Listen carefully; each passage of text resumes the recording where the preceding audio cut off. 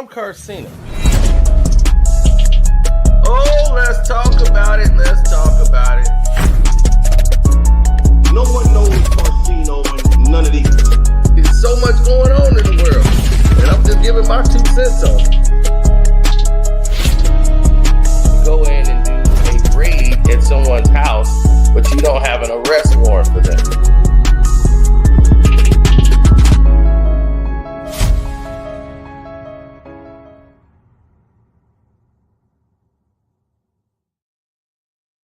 LeBron James is back at it again with the stat padding.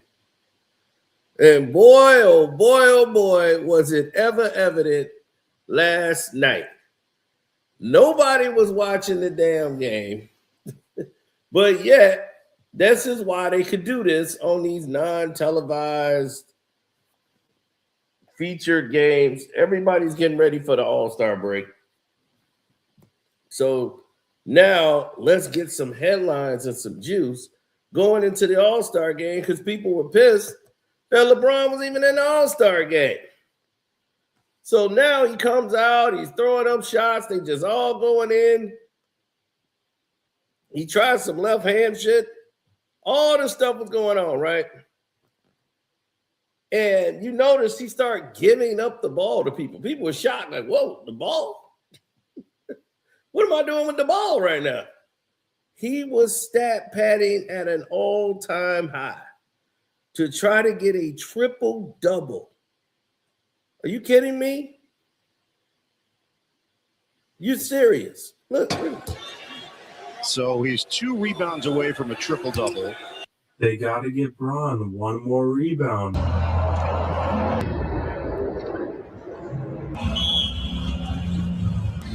Timeout.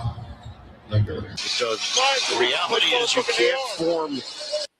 Listen, he mad because Austin Reaves got a rebound instead of him. And he trying to get a triple-double in a blowout.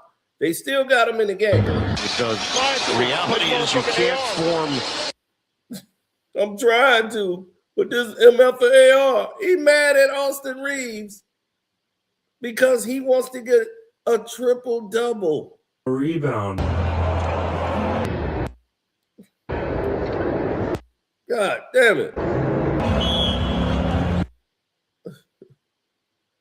Austin Reaves didn't recognize he was just playing the game of basketball.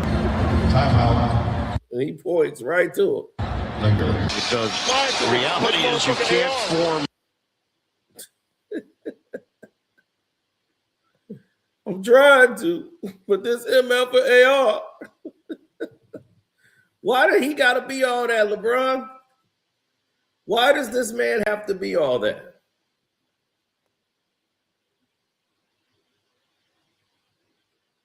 Why this guy got to be an MF? Because he goes up and gets the rebound, which is what he gets paid to do. The ball comes his way, he grabs it. If you want to get a triple-double, earn it. What's the point if you just don't do that?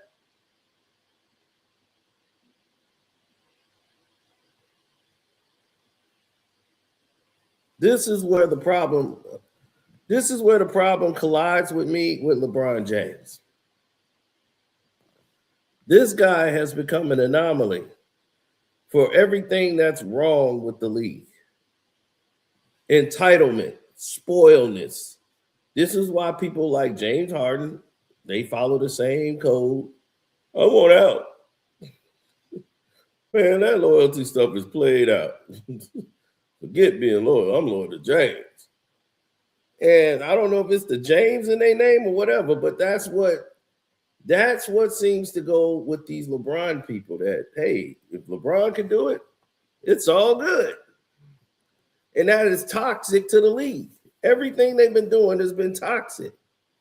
They were up 20 points, and this dude is trying to get a triple-double. And for what? What is a triple-double going to do for you, LeBron James? What is that going to do for you?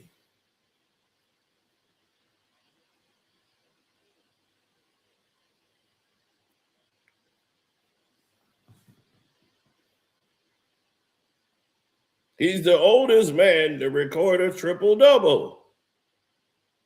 And what the hell does that mean? He's going to be the oldest player to do anything. He's the oldest player in the league. If no other player was 41 years old playing in the NBA, anything LeBron James do, he's going to be the oldest player to ever fucking do it.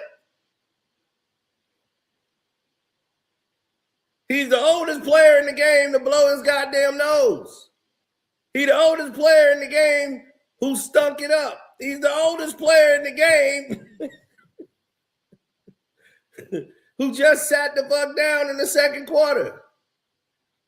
Everything he does, he's going to be the oldest player to ever do it. Because he's the oldest player in the goddamn game. Doesn't mean that is good for the goddamn game.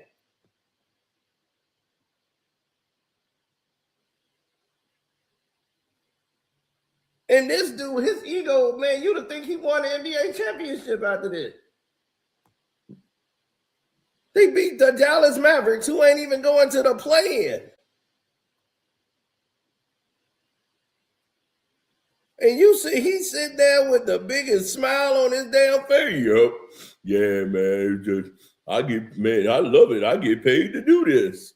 Yeah, I mean, shit, I would love it too if I got paid to milk the goddamn league every year and do nothing for it.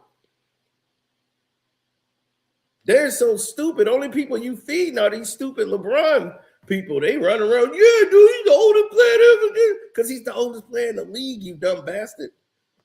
You can go around regurgitating everything that they say. You can't even focus on common goddamn sense.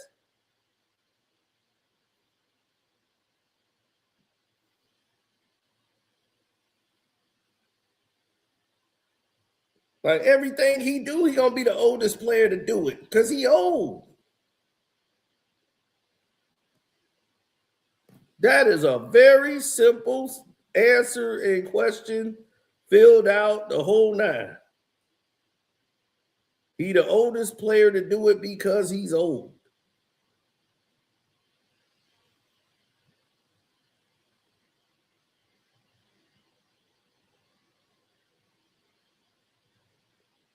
Like, yeah, he get it faster than Kareem.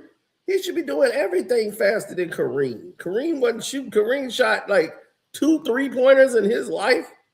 And I think those were long heave holes down the court. Are we serious right now? Like, what is wrong with people? I mean, seriously, it's like their brains is not there anymore. Everybody just became stupid overnight.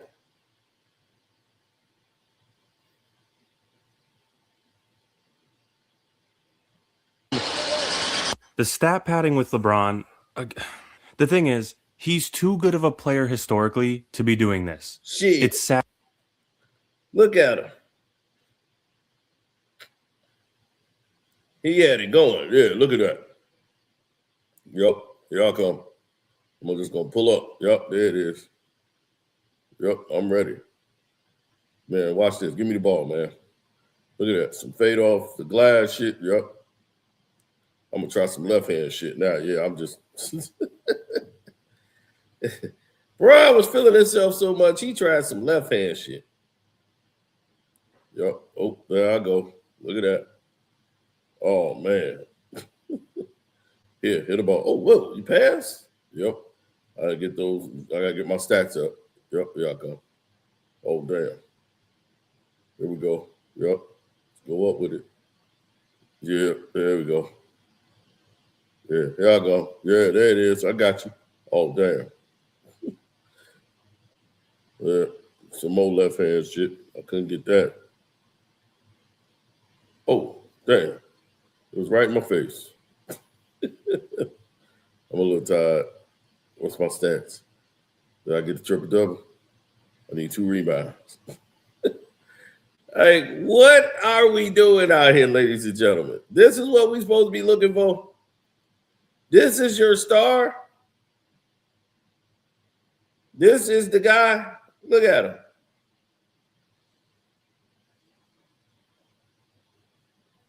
Give it here. Give it here. Drop. Look at this. Right in his face.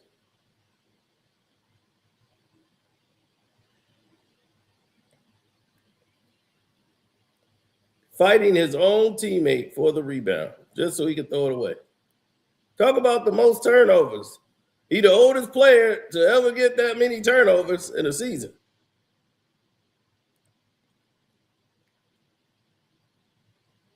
He the oldest player to ever miss this many field goals in a game. Talk about that. I like those stats.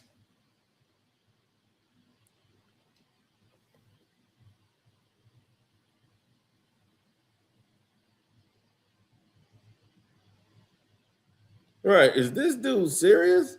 Look, they're looking at this like, what is going on? And Kyrie's like, yep, that's him. Kyrie knows what time it is. Kyrie knows what they're doing.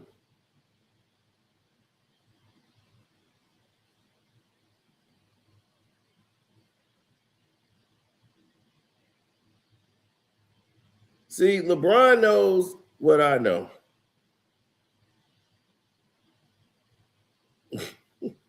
They're laughing at it. They got to get Brown one more. It's so pathetic because even the Mavs are laughing like, dude, this is pathetic. You're LeBron James and you need to get a triple-double, which means nothing. LeBron James recording a triple-double means absolutely nothing in the scope of anything. They look at this as a joke.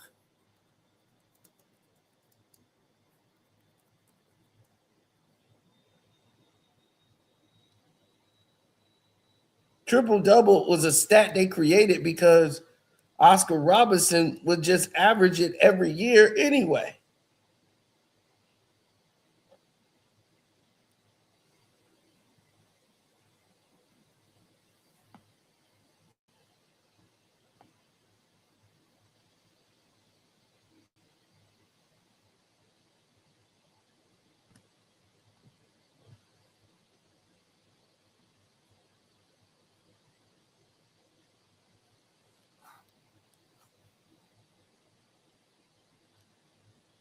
Yeah, exactly.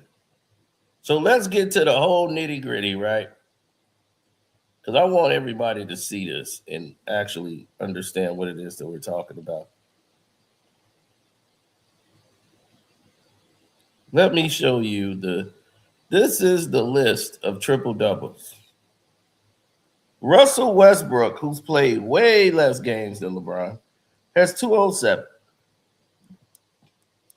The Joker has 184, and he's played less than LeBron. Magic got 138, and Magic played like 12 years. Oscar Robertson got 181, and he played like 12, 13 years. LeBron is on 23 damn years, and he's at 123. Jason Kidd's at 107. Luka is 7. He got 88 already. Luka only playing for what, 5 years? And he already got 88. Wilt got 78 and probably got more than that. This is when they were counting them.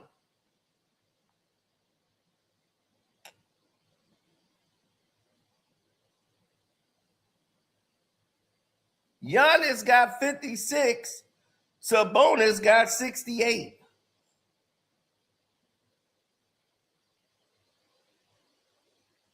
Harden got 82.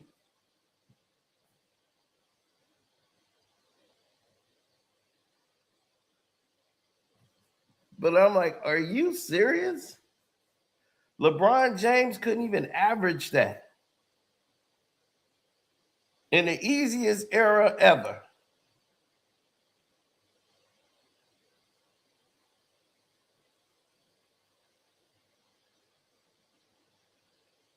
You're 5th. You're not going anywhere, Bron. What you want to do? Pass Magic? You couldn't pass Magic Johnson and you played a whole nother decade. You did his seasons twice. And he's still ahead of you. That just shows you how pathetic LeBron is. And there's a stat pattern. So anybody who tries to defend it, just know what you defended.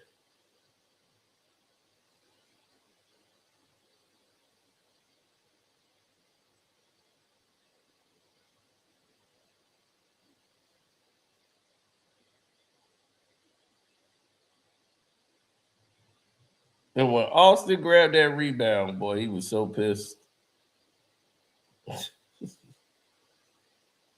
Brian was so pissed.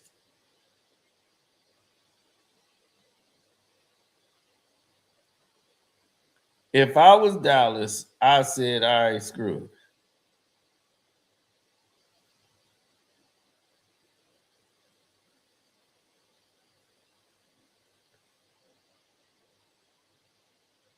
I'm like, man, you could have cost me my damn triple-double. You know I want it.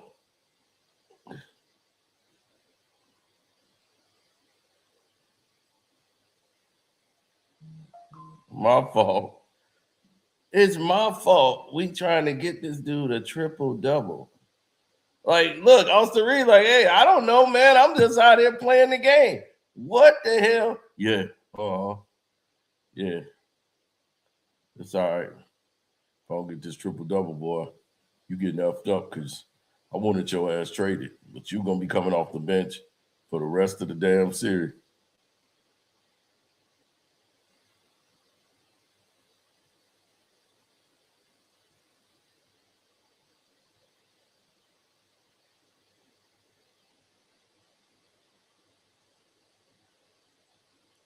I tried to. This MF and AR. If I'm Dallas, I'm taking the 24-second violation every time. Look, Brian mad because somebody that got fouled. And he finally got the rebound. I would have fouled him, lose ball foul. LeBron don't get this rebound.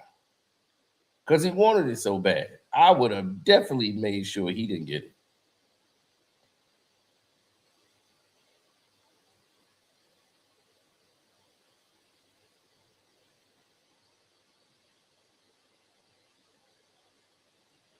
And these stupid people, well, these are LeBron fans. They stupid enough to stand up and clap. Like, what are you clapping for? It's another half of a season to go.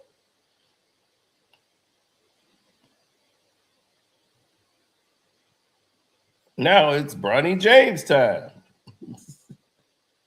Brought to you by LeBron James.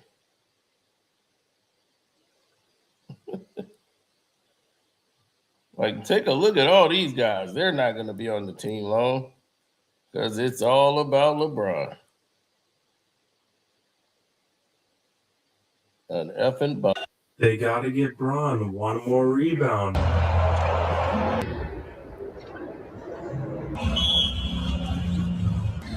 Timeout. Liquor. Because the reality is you can't form. Oh, he'd have never got that.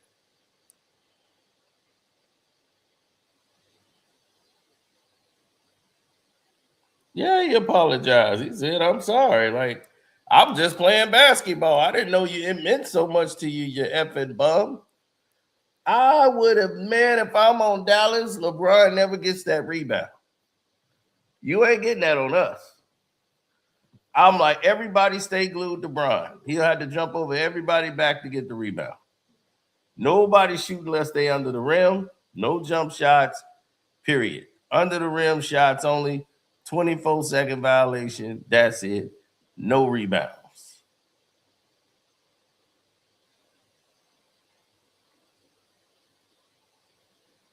I'd have walked across that court, killed 24 seconds, and let that be that.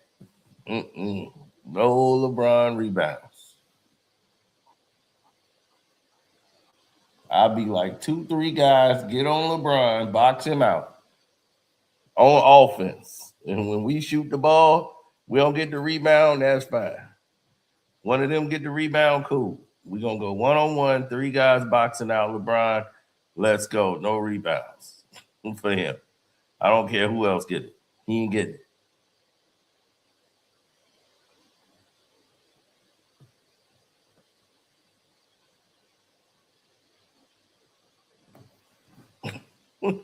Yeah, you mad over a triple-double? That means nothing.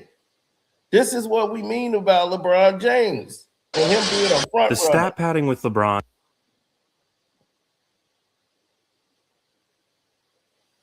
Dude, what the fuck? I need my rebound. He doesn't want to do that. Shipped out of here. What the fuck is your problem? Jared Vanderbilt has to let Reaves know. So I guess Jared Vanderbilt is LeBron's designated, like, let him know what's... Look how awkward this timeout is. And JJ Redick, he's so done with this, man. He's so done with this. Having to do his rotations, so his... Unbelievable. LeBron looks at Reaves like, what the fuck is this guy's problem? This is why I want your ass traded. This is why my agent is trying to get you shipped out of here. What the fuck is your problem? Jared Vanderbilt has to let Reaves know. So I guess Jared Vanderbilt is LeBron's designated, like, let him know what's going on. He doesn't do things himself.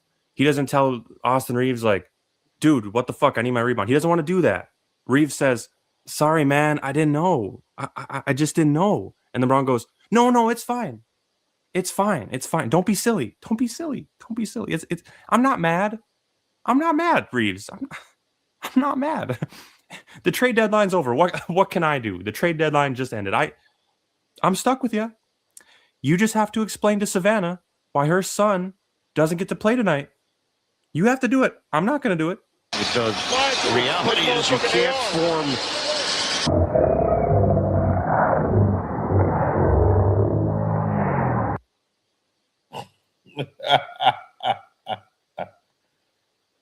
This AR. I'm trying to, but it's AR.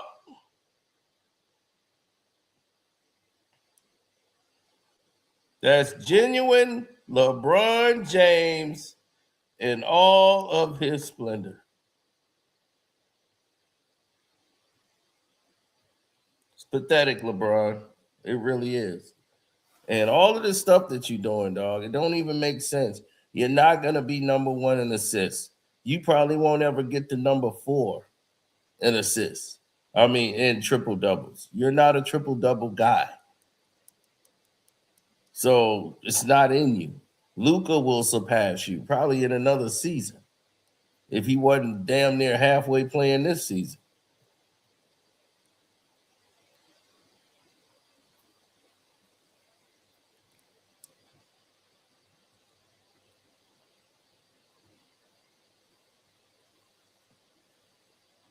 Well, I don't think I don't know nothing about the All-Star game. Please don't. I don't know who's in the 3-point shootout. I heard they bringing somebody in that never played, like Damon Lillard is coming out, and he's been out all season. He's just coming back for the All-Star game. I'm like, when have they ever done that? I'm like, dude, I'm out. They brought in Mac, the little Mac again, to try to go for, I guess, another slam dunk championship. And the Bulls signed him on a 2-week deal just so he could be in the NBA and have on a Bulls jersey in the slam dunk contest. I'm just through. You know how you just get to a level where you just through? This is it. When it comes to them, that's just it.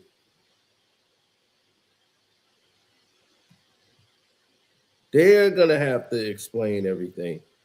They're the ones going to have to figure out their way through a figure eight. LeBron James is the one that's got all of these people's minds all screwed up. Because in their estimation, LeBron James is the very best that you can get to.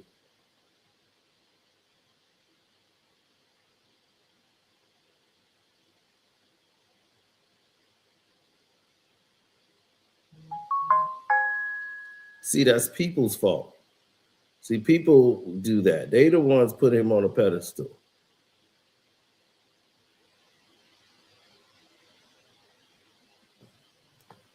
They're the ones that said, hey, LeBron James ain't that bad.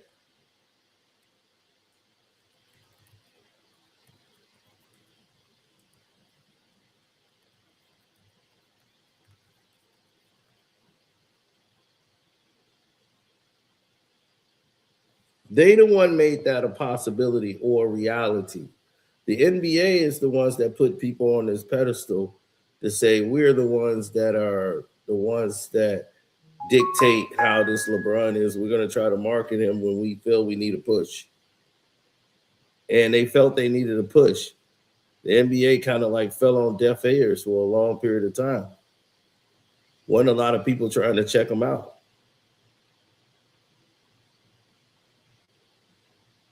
The league ain't gonna get better till you got to flush out all of these LeBrons. Once you get him out, everything else will start to fall in line. These narcissistic, me first individuals got to go. They're not about team. They're not about winning. They're about individual stats. And he proves it to you all the time as he's sitting here glazing and about to cry over getting a triple-double. Like it meant something. It was like, dude, that means dick. To anybody else that's watching that knows anything, they like, so? The hell we celebrate that for? And that's how I felt. Like, so? This is what we celebrating this for?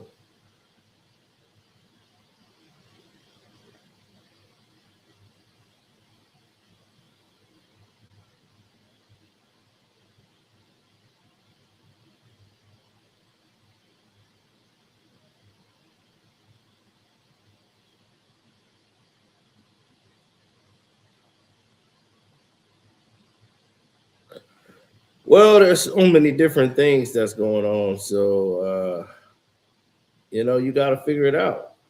There's so much going on in the world that other people just trying to make their way through a figure eight. And LeBron James is just one of them.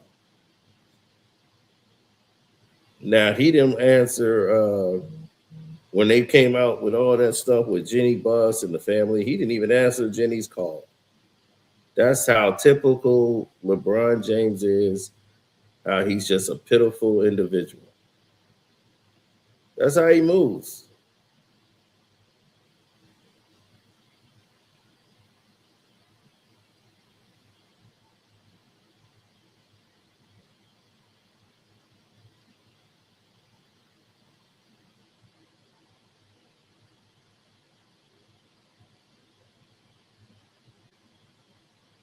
Mm.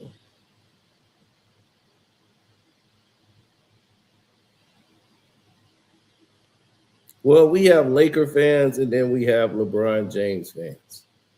And when they all come together, it's a nightmare for the rest of the world. So if you're in my memberships, you will find out, instantly by seeing that it'll all start to make sense to you. But LeBron's power is gone. He don't have that anymore. He tried to get rid of Austin Reaves. It didn't work.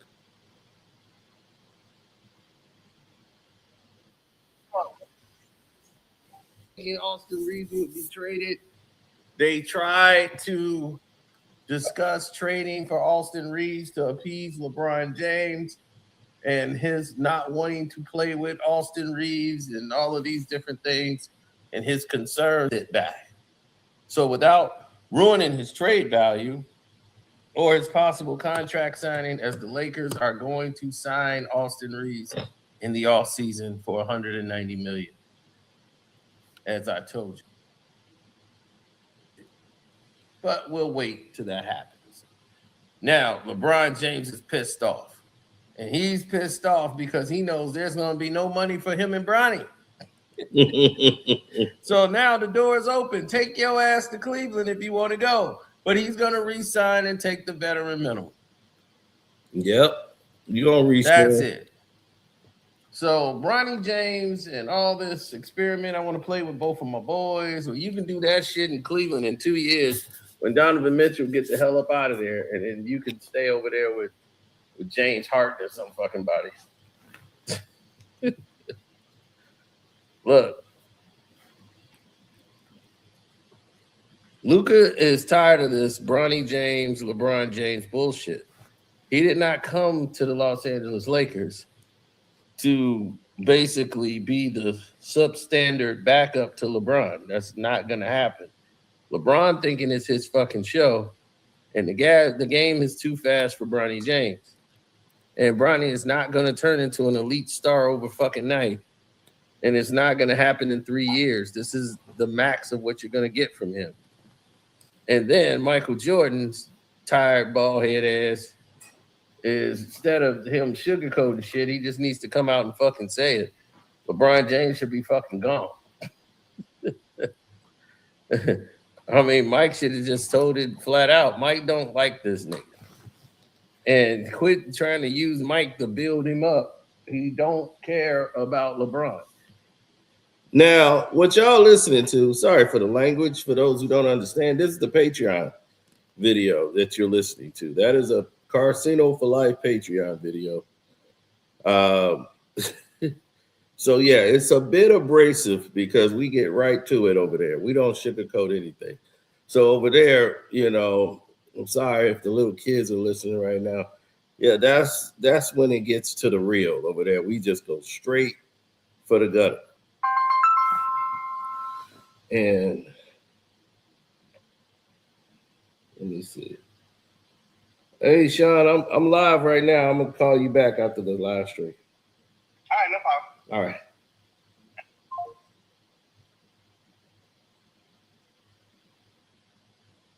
So now,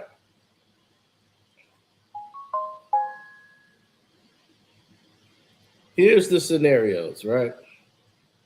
Everybody called me when I'm not there. LeBron James is so pathetic as a basketball player.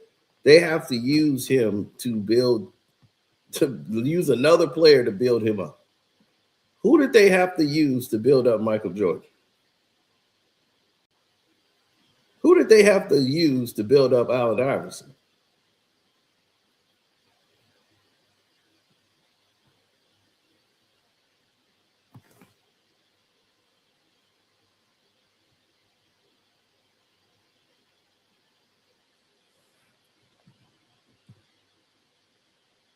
And this is why the disrespect has been so evident in the NBA.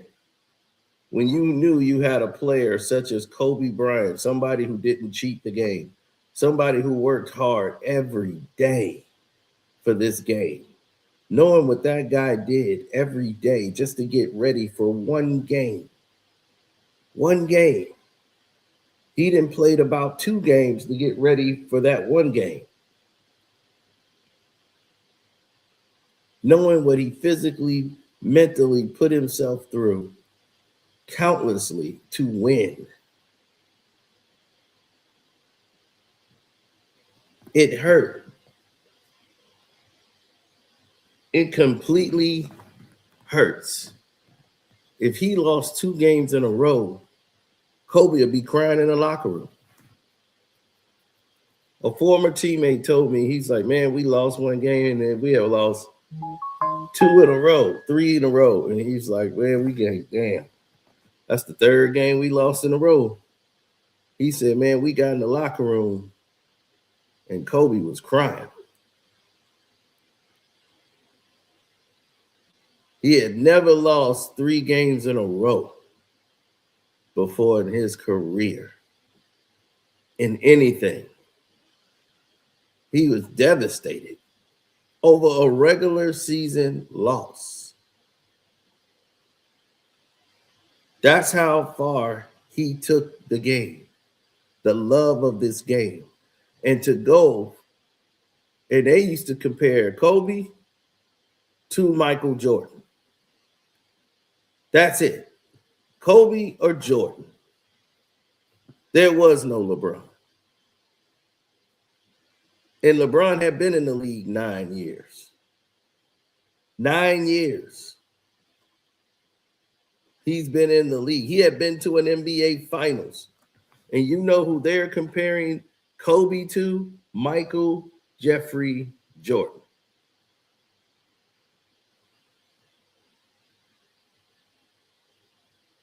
When he was in Miami, they weren't comparing LeBron James to Michael Jordan.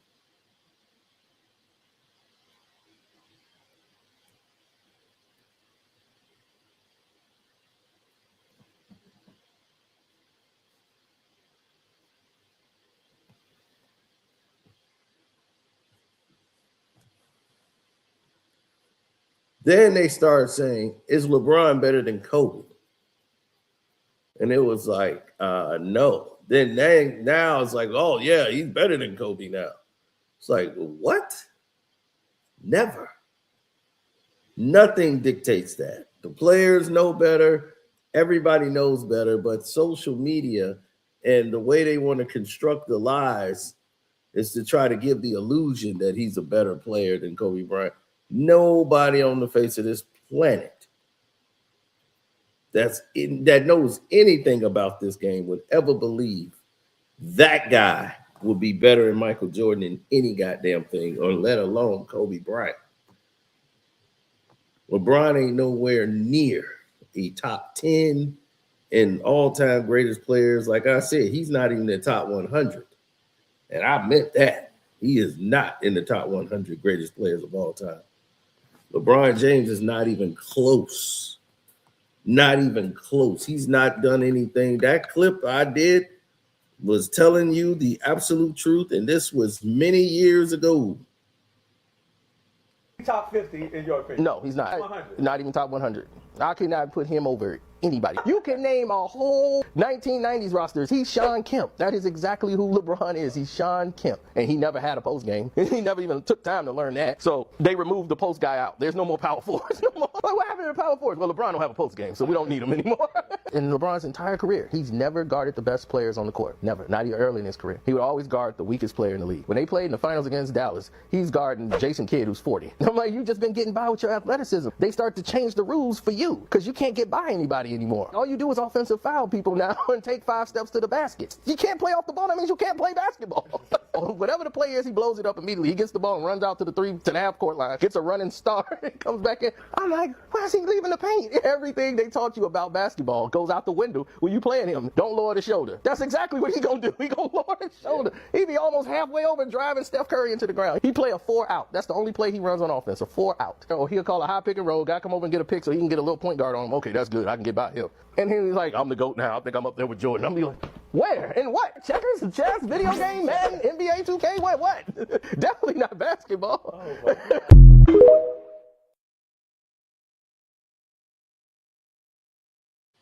And that's facts. 100% facts.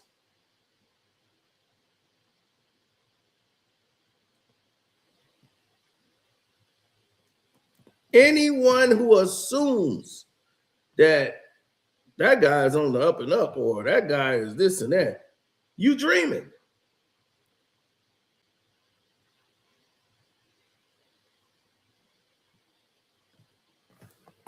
You are absolutely dreaming.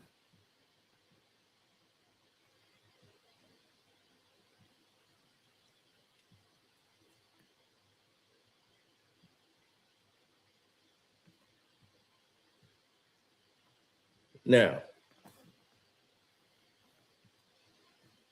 I'm in a very generous mood. So I'm going to let you listen to some more of this Patreon video. NBC knows it. They don't care about LeBron, the whole 9. Now, him wanting to move Austin Reaves off the team is essential. We know why. He's a weak individual, and that's what weak individuals do. Respect is not for sale. Okay, you can't buy it. You're a stat patter. This is what you're known for. This is what you do. You know, you're pretty much a trash panda as individual.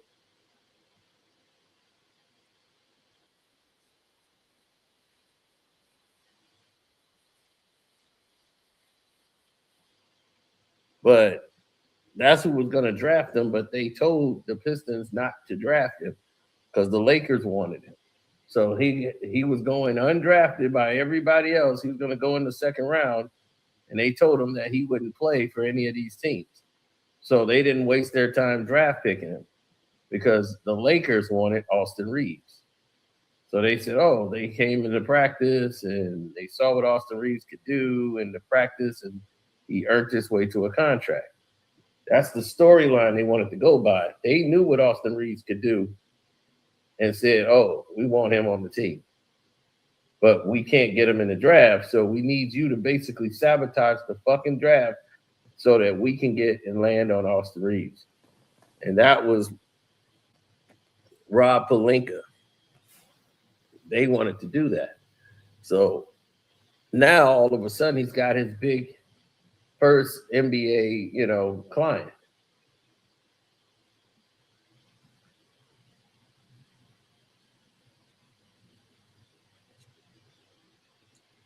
And he didn't let up from there, ladies and gentlemen. Now, when you try to tell me what's what, all of a sudden you end up getting shut down.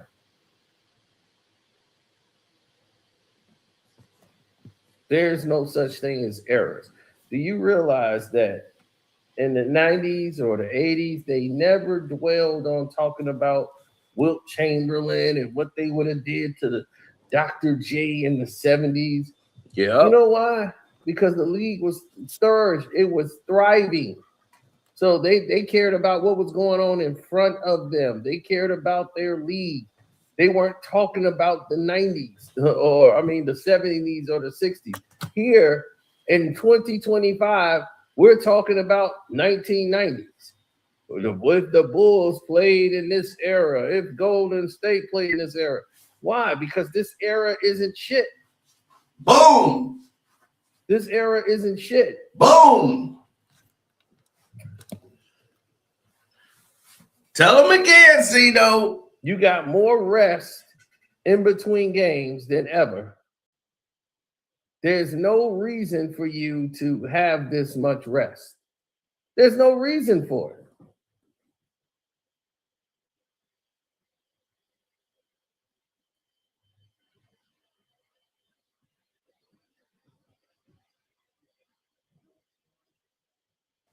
These are facts. No one cares about the NBA Cup. Nobody even wanted to hoist up the banner. Nobody cares about that shit. And the league is going under notice. Now, back to Austin Reaves. At the end of the year, like I told you earlier in the year, the Lakers are going to sign Austin Reaves, giving him a $190 million deal. Okay? He's getting a big contract at the end of the year to stay with the Los Angeles Lakers. He's not leaving to get it. He's going to stay and get the money. Okay? Now, everybody knows that's going to happen. But LeBron wanted to make it so that, he would get out of there. So they sat Austin Reaves down to let LeBron get his moments and get himself back into the fray. And they say, why don't you go on and rest, Austin? Get that calf worked out so we can know that, you're ready to go. So now all of the situations are starting to turn. We told people a long time ago that LeBron James' power in LA is running thin. He has no connection to Mark Walters and those guys with the Dodgers. They're not LeBron guys, okay? They're out of the LeBron business. They're in the winning business. They don't keep veteran players around. They will pay them the money and tell them to go somewhere else. That's what they've done in every scenario. In Washington, when they took over the Washington football team, right? The Commanders, they bought them out and said, all right, all these veterans on the team, here's your money, goodbye. We're starting anew. They came to the Dodgers. They gave everybody, all the star players that was there, they said, hey, here's your bag. Here's your money that you were guaranteed. Goodbye. We're going to build this team from scratch and get our own players in here. They had no problem with spending the money. In Los Angeles, they're not about to tie any money into LeBron James. He's either going to play for pennies or get the fuck out of here. They don't need you here. So if you see that scenario and it's the constant that keeps growing on and on repetitively, there is a reason for that. There's a reason LeBron James moves the way he moves. He thinks he can control everything at his fingertips, and he has no longer any more fucking control. They're sick of him. And I understand why they're sick of him. They should be. He is an anomaly that doesn't need to be. He can go. Enough is enough. You don't need LeBron James anymore.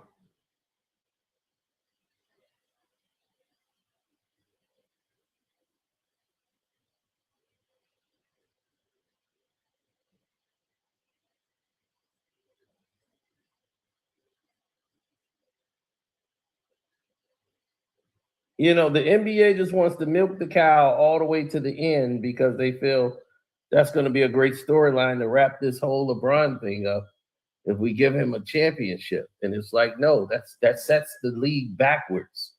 You're setting the league backwards. You let him have a good season. You know, they let Kareem win a championship? No. They let Magic win? No. They didn't let Michael win. Michael didn't even get to the playoffs with the Wizards. They didn't even want that. They want everybody to move on.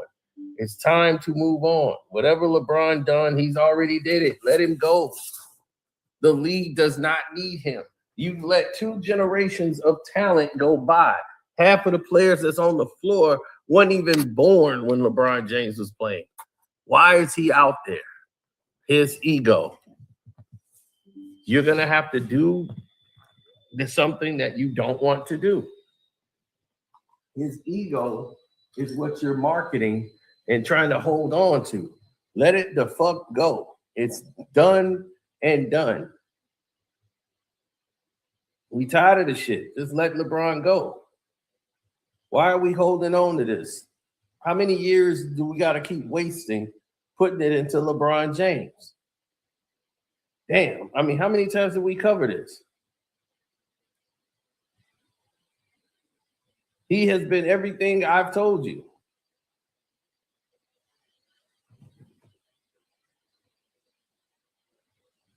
Austin Reaves is staying with the Lakers and he's going to be signed. Period.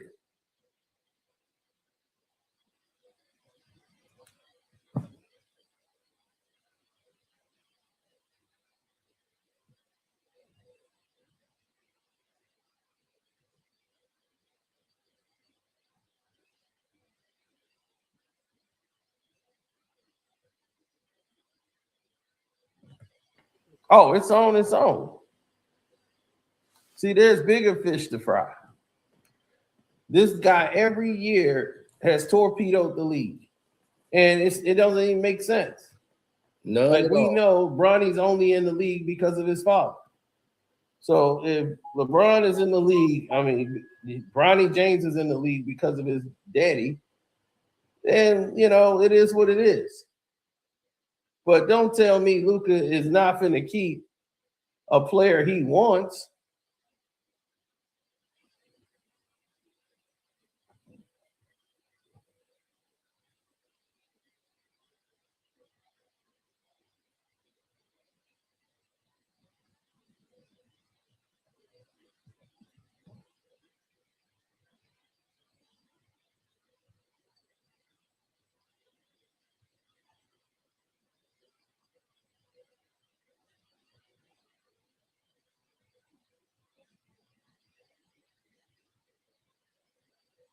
I mean, it's over. At this point, I don't really understand why anybody's even here.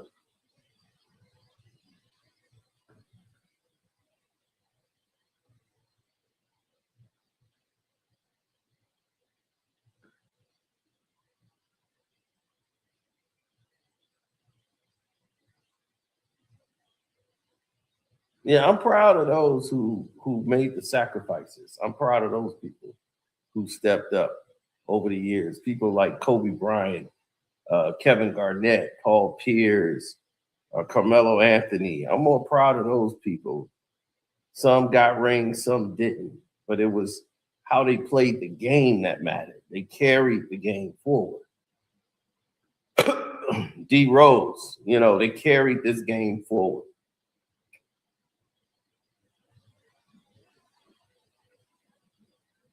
They were about carrying and moving the game to a level that meant something. It was a level of importance. But to tell me LeBron James has to win or be in the NBA Finals is embarrassing to professional sports. It's embarrassing to the fans who spend money to get up to see competition. You're basically saying we're kayfabe, it's gone now. Forget that.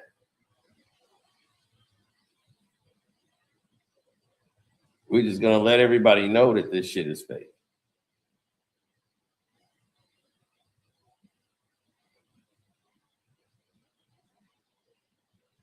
There was nothing more disrespectful than seeing that shit in the stands. It's disgusting. It's insulting to people like Kobe Bryant and all the other legends of the game. So for me, I'm disgusted with seeing stuff that doesn't make a lick of sense.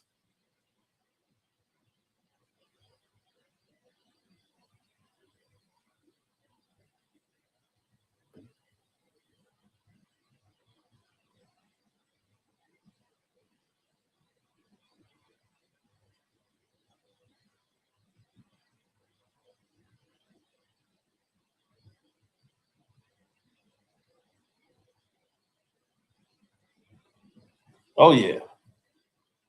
So when is it going to be the next turn? No, Bronny's never going to. No, get that shit out your head. Bronny James is never going to be anything. Okay, I'm sorry. It's just not happening. So LeBron James minding the game, I mind him getting the fuck out of the league because we don't need him in this league at all doing any damn thing, really. To be truthfully honest, we just don't need him. So when you see people like Champagne Sloppy turning on him and everybody else saying, "Oh, dude, just because you went to the game, you turned on me," I don't give any fucks. LeBron James is the worst thing that has happened to professional sports and entertainment. He's not excitement. He's a puppet, and he's been a puppet his entire life. And this is why all of these people who are puppets all got to go. They got to get out the business because they're the problems in this industry. And people like LeBron, who's lost his power and he's upset. So he pouts, get mad, kick and scream. I don't care. You can holler till you blue in the face. It's time for him to go. And I want to be the one on the boat when his ass is kicked off the boat. So fuck LeBron, and I'm very glad that, and they still got Dalton Connect. That's another shock. Dalton Connect been asked for a trade. He was pissed what the Lakers did him, and they kept Bronny James on the fucking team, and we knew what that was about. So, yeah. But we all know he ain't going no fucking way. And Bron doesn't care either. So, on that note, we out.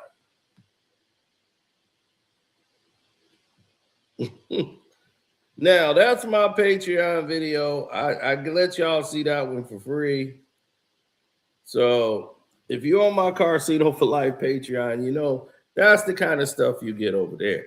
We give it to you raw and cut, and that's genuinely, the feel. So that everybody know what time it is when you see it going down the way it's going down.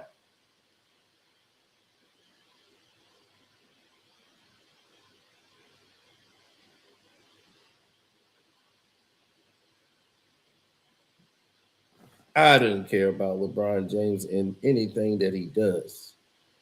Because what I'm starting to realize is that there is a certain conditioning that comes along with LeBron that everybody has to follow suit.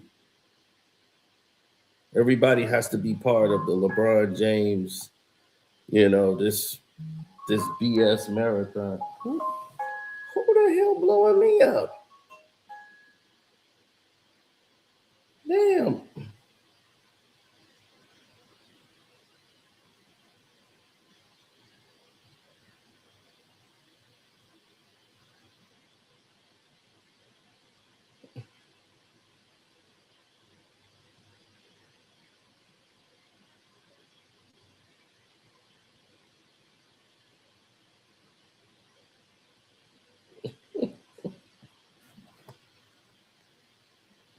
Okay. There's my little nephew there. Little nephew Leon.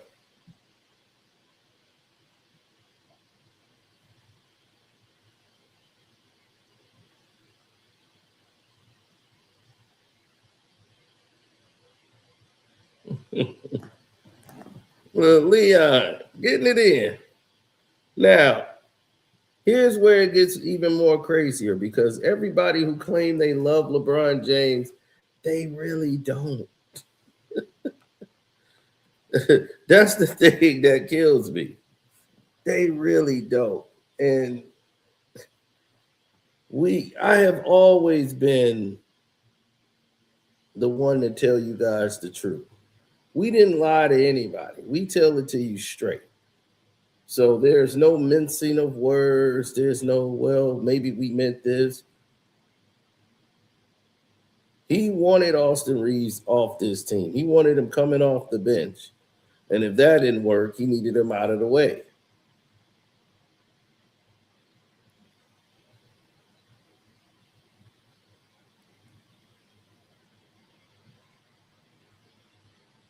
That's why when LeBron goes somewhere,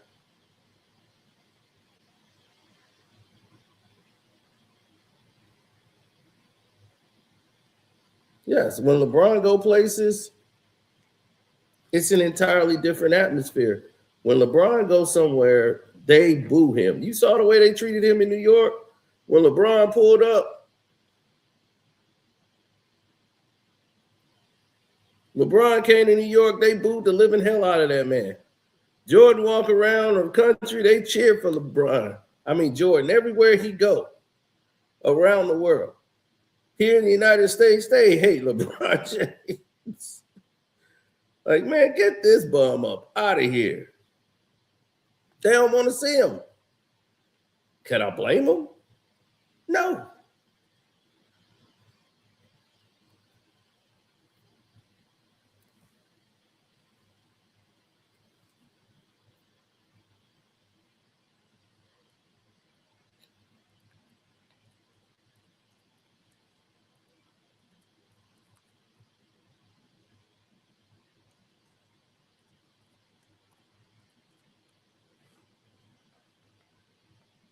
Everything LeBron do, he will be the oldest player to ever do it.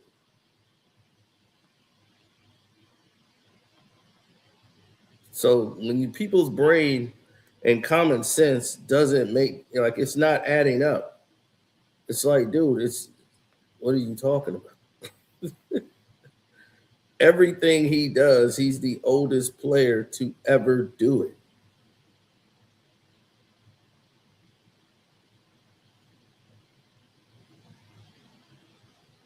So him getting a triple-double, it didn't mean anything.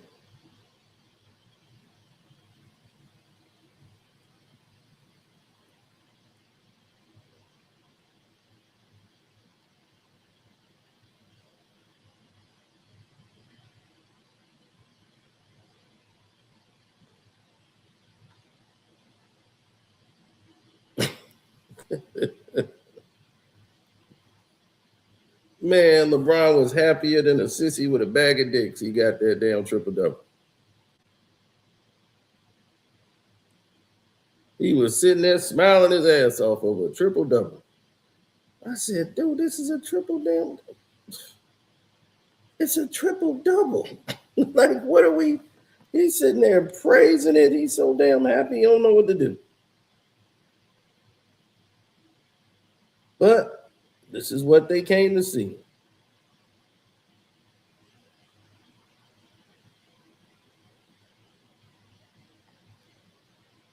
Oh, when me and Kwame Brown had the talk about LeBron, yeah, that was quite entertaining.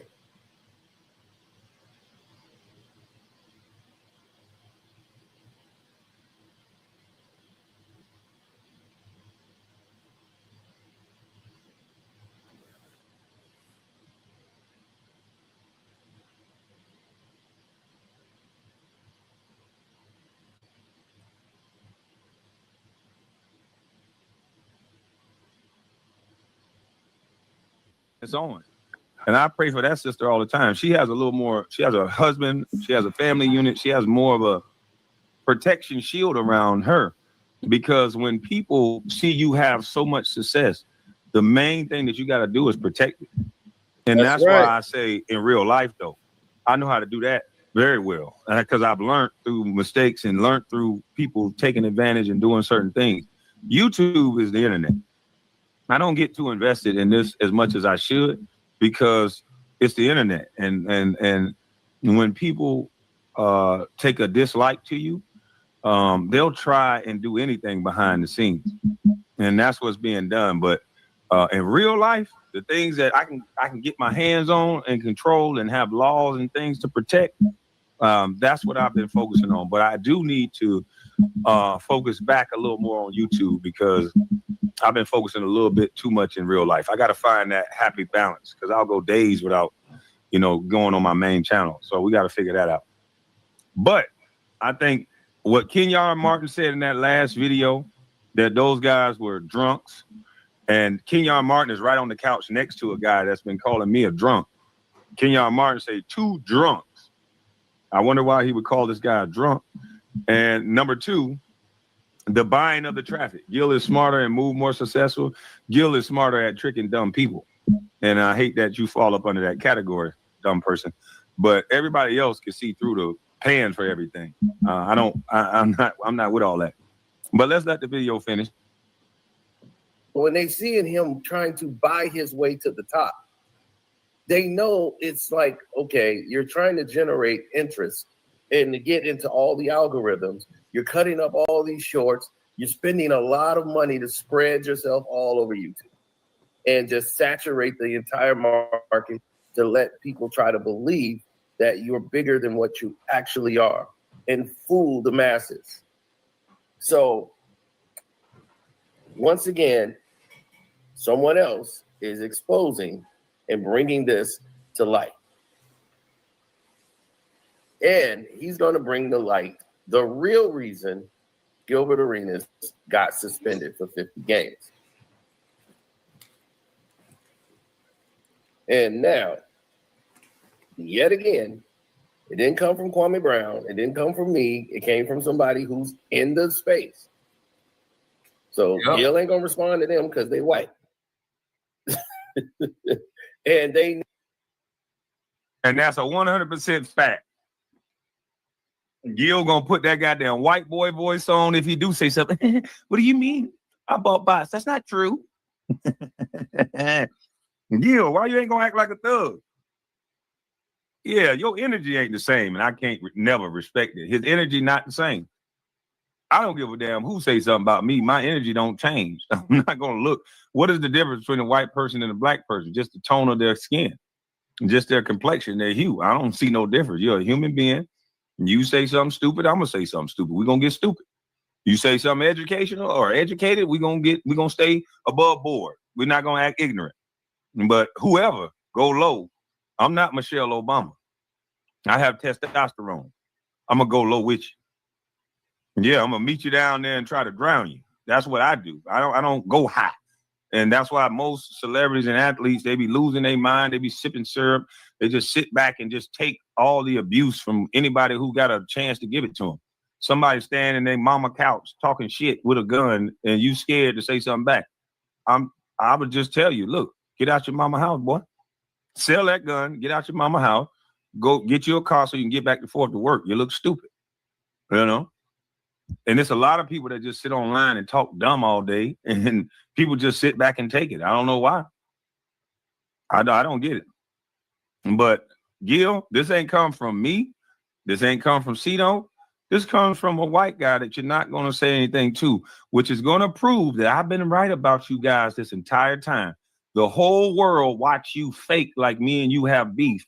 The whole world watch every time I say something to you, you come out guns a-blazing, calling me the B word, talking aggressive and tough when you not even like that. So it's kind of hilarious. But then when the white guys say something about you, you go right back into the weenie dog, little good system boy that you really are.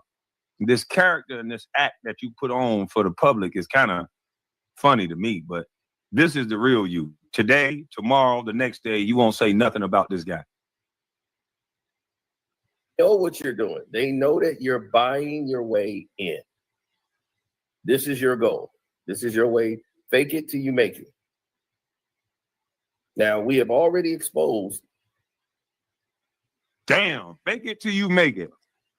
A millionaire dude that scored 60 on Kobe got to fake it till he make it. Unbelievable. That Gilbert has the number one. He's supposed to be the number one sports podcast or whatever. He claims he's beating Nightcap and all of these shows on YouTube. He bragged about it. He was happy as can be.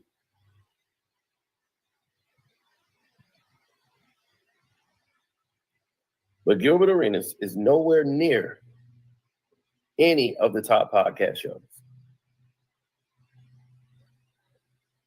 None of them. If you need the proof, yeah, we'll bring you here.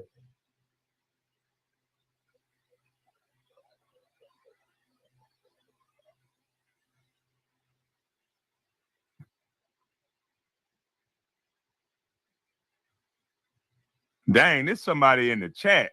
He said, salute, Kwame. I live in Columbia, Maryland. I know all about Gil's issues with the law in D.C. We used to bump into his bum ass at Dream and Platinum nightclub all the time. No, but he don't go out. He ain't no drunk, Doug. He ain't no drunk. He don't go out. He don't do nothing wrong. Well, he got y'all food like a bug, boy. Oh, yeah, well, he need to talk to you.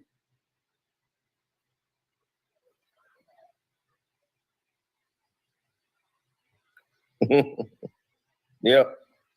But look at the podcast shows. Let's take a look.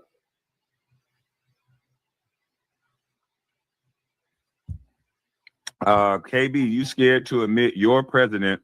Oh boy, one of these guys. First of all, he's the president. He's not my president. He's the president of the United States of America. Just like Joe Biden was the president. So I don't know how you just give him to me. He's just my president. So he's not your president. Got it. Donald Trump is a child, you know what, lover, sleeping with underage females. How would you like it if it happens to yours? Would it be okay? You're a real idiot. You're a real idiot. You're a real life idiot. I can't even respond to this stupidity that this boy just texted me. Look, these are all the top podcast shows. They got the Oprah show. They got all these shows. This is all the shows combined from podcasts. You're nowhere near this listening. We're 50 all the way down. And they say, well, he's sports. Where would he rank in sports? Because he's not, this is just all regular podcast shows. What about the actual real shows? That's the top 100, right? So when you look at the top 100 and you don't see his name, not worried about it. I'm reporting it. Why are you asking why Dan Le Batard is? Now I'm gonna let y'all look it up. I'll find the sport.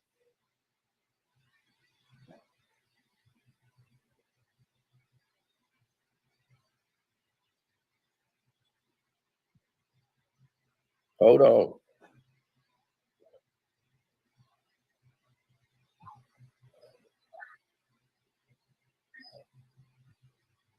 Uh-oh, can y'all probably can't hear this. Hold on one second. politics frying y'all brain. I don't like none of them. There we go. That favorite word, like. It has nothing to do with like. Politics is getting us locked up. Politics is getting us rezoned for schools. Politics is putting us in hoods that we can't grow up in neighborhoods. Politics is what's shaping the world. So it's not dumb. It's not stupid. And it shouldn't be about what you like. It should be about how you want to live. And so you better get into politics because everything is politics. Trust me. There's street politics. There's hood politics. Everything is ran through politics. Trust me. And the way you politic is going to help the way you live. And if you don't understand that by now, you better wake up and smell the coffee because you sleep.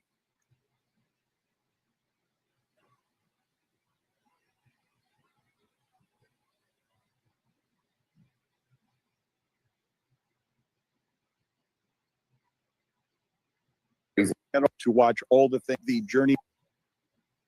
All right, here we go. Following at all the journey of Gilbert Arenas, because it's been really interesting to watch all the things that Arenas is doing, pouring a great deal of money into the making of content.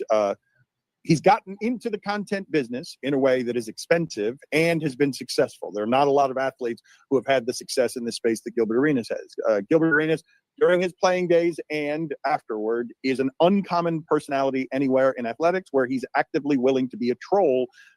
This goes back to his playing days. He got suspended, one of the longest suspensions ever that I thought, before watching the Netflix documentary, I really did think that Gilbert Arenas didn't get into historic suspension trouble for bringing a gun into a locker room and having a showdown with Maverick Carter. I thought that the suspension initially would be over that. And then I thought, no, the reason that he got that long a suspension is because while he was still playing, while they were trying to figure out what to do with that, he came out and did a gun celebration with finger guns, and then he got yanked off the court. But it turns out after watching the Netflix documentary that the reason he got suspended for that, he says, is because he was just on NBA planes going back and forth all over the place with a bunch of guns. That's why he got the 50 games. This is why he's been very quiet about everything, because that's the real reason why. Wait a god. Hey, listen, Eddie Grunfeld. Now I'm thinking, Eddie, I want to know, Eddie Grunfeld, were you and Gilbert were romantically involved? That's just a question. Gilbert, were you romantically involved with Ernie Grunfeld?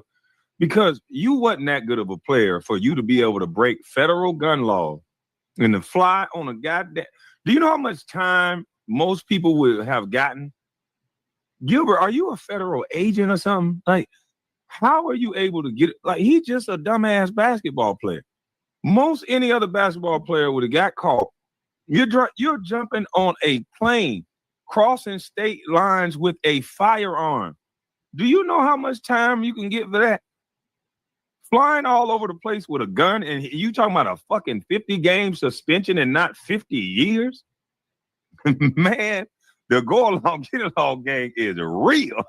This joke only got what? We haven't even mentioned jail time. How many federal laws is that he broke? Flying from one state to another state with a firearm. I want somebody in law enforcement. I know we got one guy that used to be in law enforcement, that goof droop ass dummy. Hey, goof droop, no more thoughts. Why don't you bring your goof droop, big stupid? Nah, you know what? You too dumb to think about this. Anybody else? Where my boy with no mustache on his face that I can't trust? Where my boy at, man, with that purple face, no hair on his face? I fucked up my mustache, so I had to shave it down like that. But I almost had a pamper face. I was finna cut this shit off when I messed up.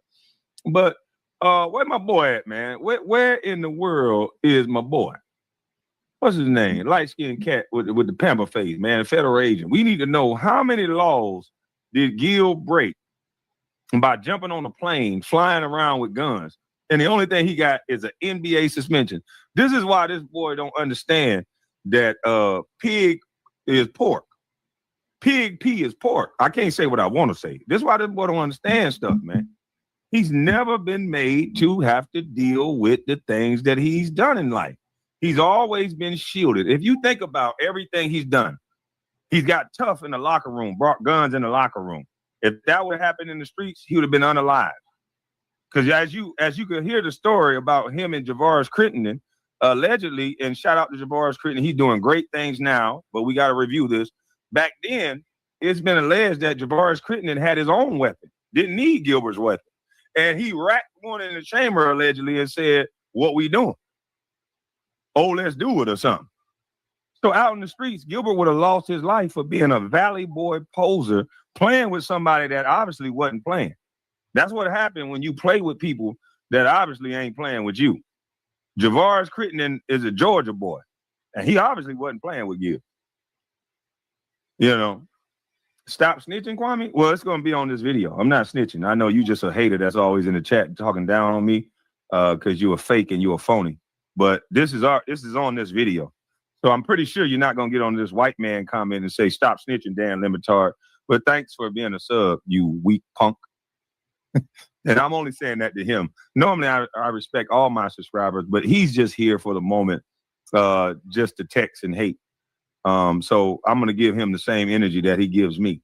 But in the end, I want to know if I was to get on a plane, get caught on an American plane with firearms flying across state lines, how much time would I get for that? Let's just say I leave DC and we fly to California and we're flying all across these state lines, Texas and all this stuff to get to California. Then I land in California with a firearm in my book bag.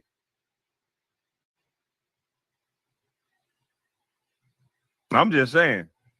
He said a hit dog will holler. First of all, I'm not a dog anymore. Ask my girl. Second of all, I didn't holler. I responded to you. So these little childlike comments that you have don't really work on me.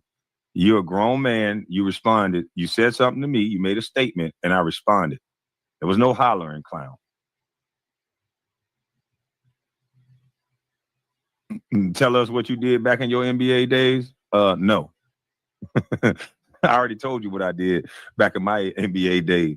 I said it when I first went live. I was quiet, tearing some ass up. Remember I said that? Now don't ask me again. Remember he says, Carcino, find out the real reason why. That's the real reason why. He got 50 games and they were going to void his contract if he challenged it because he had been flying back and forth on planes with guns. And they were going to void his contract.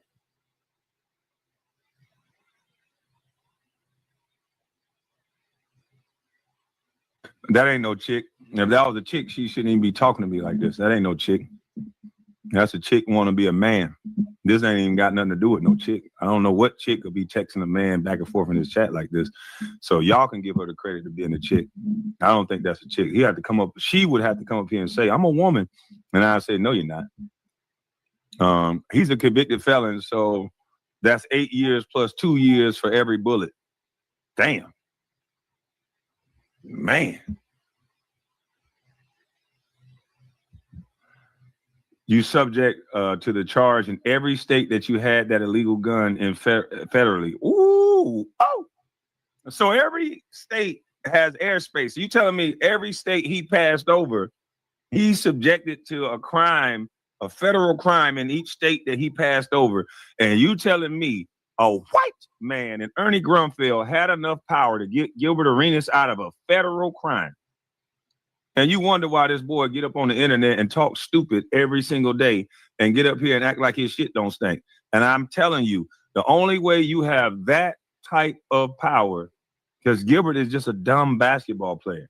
The only way you have that type of power is you're connected to somebody. And usually how they get power is through their anus. I hate y'all keep getting mad at me for saying what I'm saying. Most actors, what's that black actor? And that used to be everywhere. He just got a divorce from his wife. I think he lost $10 million. He was saying that. And then he was saying about how a guy came up to him and said, you're a great actor, but you would get to a whole nother level if you was bisexual. This just was in the news. The guy was talking about it. Corey Holcomb is not wrong about what he was saying. I'm not wrong about what I was saying, and especially in the beginning. And I started backing off from saying it because of all the shit that started going on behind the scenes. And when I called out Lil Nas X sliding down to the Devils, you know what? I told it to Ryan Clark. Maybe that's why Ryan Clark is alluding to Gilbert Arenas winning, because Ryan Clark told me to my face, I would never say something against the LGBTQ. And I'm like, I didn't say nothing against the LGBTQ. My first cousin is gay. I have no problem with gay people. And my cousin will tell you the same thing. Anybody, any man, any adult should have a problem with little children reading books about having sex. Any adult, any red-blooded man or woman should have a problem with people trying to impose things on children. And that's all I said. But Ryan Clark admitted that he wouldn't say nothing. And so me and Ryan Clark are just two different type of men. And that's okay.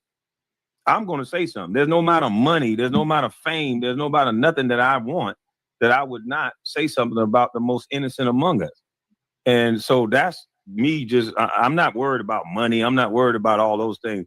If you believe in God like you say you do, you wouldn't be worried about things that you know is right within your soul.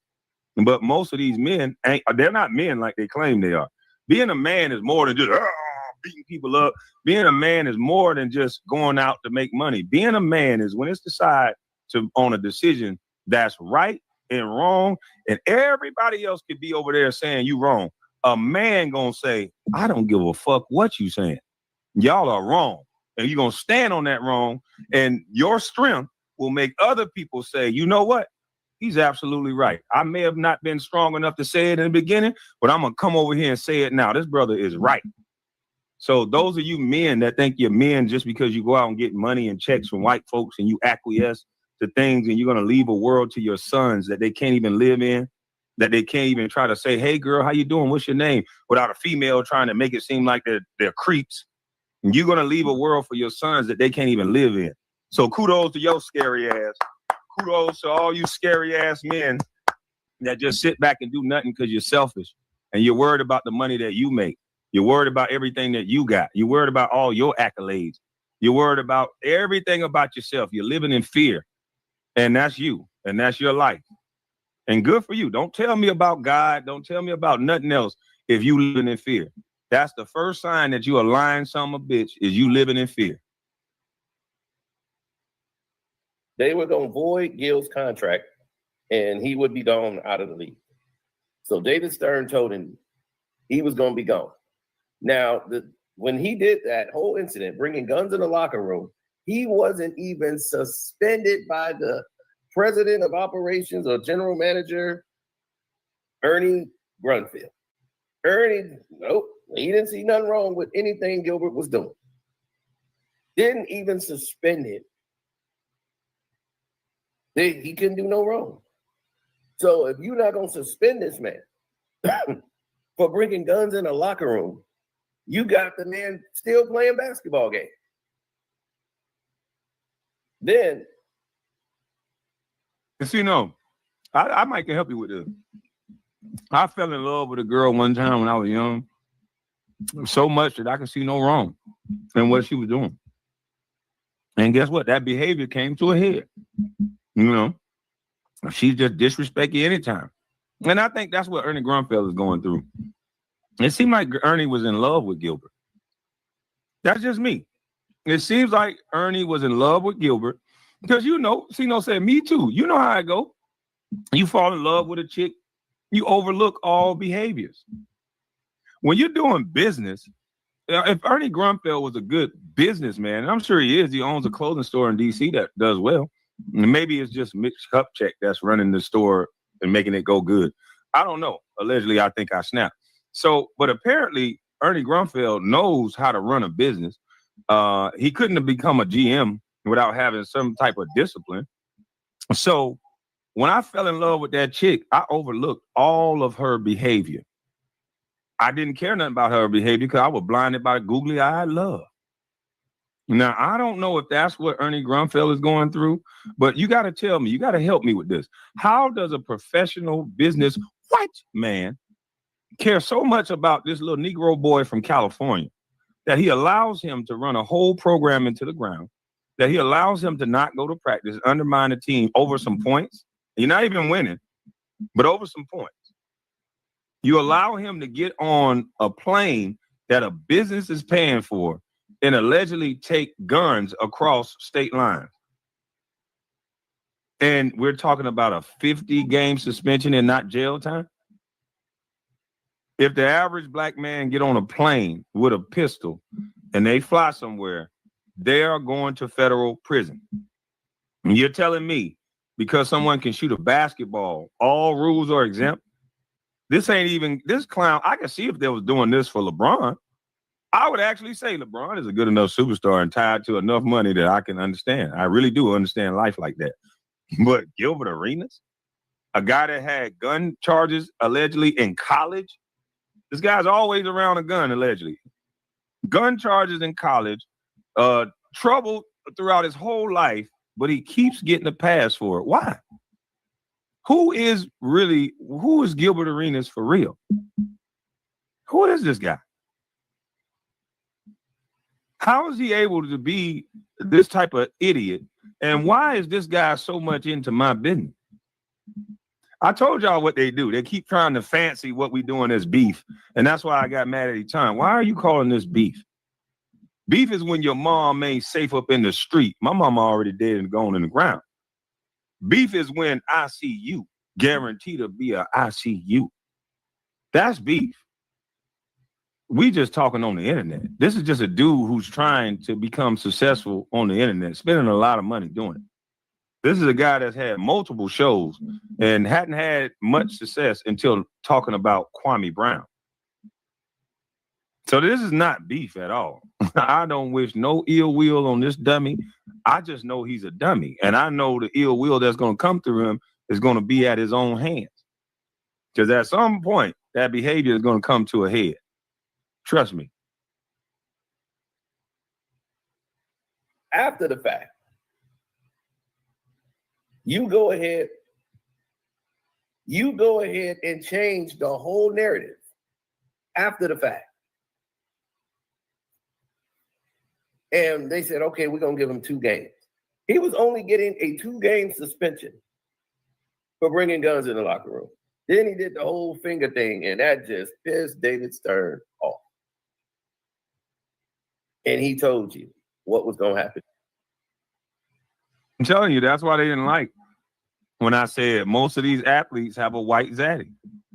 I'm telling you, most of these entertainers and celebrities have a white zaddy. Do y'all remember what Dr. Moise Watkins said to me? Dr. Moise Watkins said, I'm dangerous. He called me dangerous. Dr. Moise Watkins, a black man, said I was like Jim Jones, a cult leader. Now I'm just sitting here like, where am I getting all this hate? I go from a bus to a cult leader? How the fuck does that happen? How does that even mix? Bus, cult leader. How? But nevertheless, they told you that I was a cult leader like a guy named Jim Jones, and here my dumb ass is thinking he talking about the rapper. Didn't understand the comparison then, but I thought he was talking about balling. Yeah, I thought he was talking about balling. He talking about a damn sociopath. You know, Dr. Moise Watkins compared me to that without even knowing me. And I told you, they got to label you something. They got to categorize you as something in order for people to like and not like you.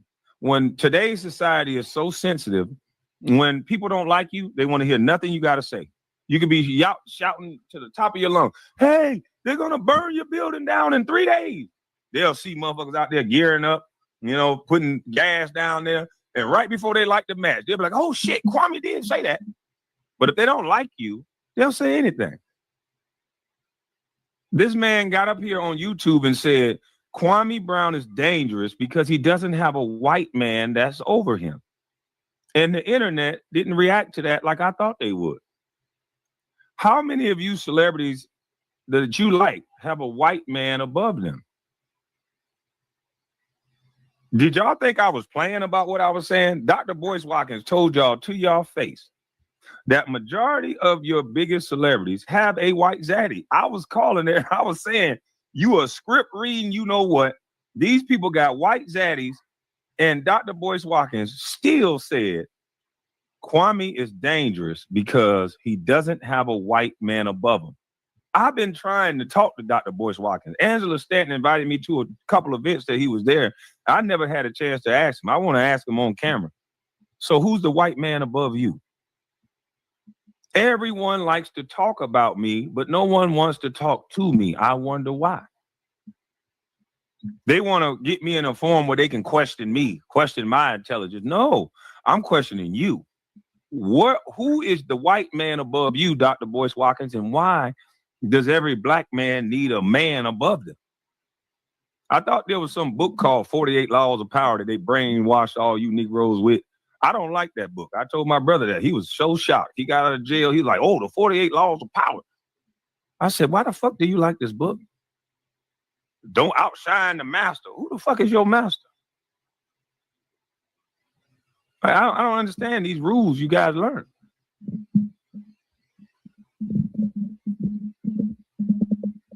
Yeah, I don't have nobody that can call, that can gotta get a hold of me, tell me what to do. This is America. This is your average black man. They're looking for the right zaddy to protect them. And unfortunately, most black men power come through the white dude that's over them. I'm not worried about no Gilbert Arenas. I'm worried about Eddie Grunfeld. I'm worried about the white man that he's gonna call on me.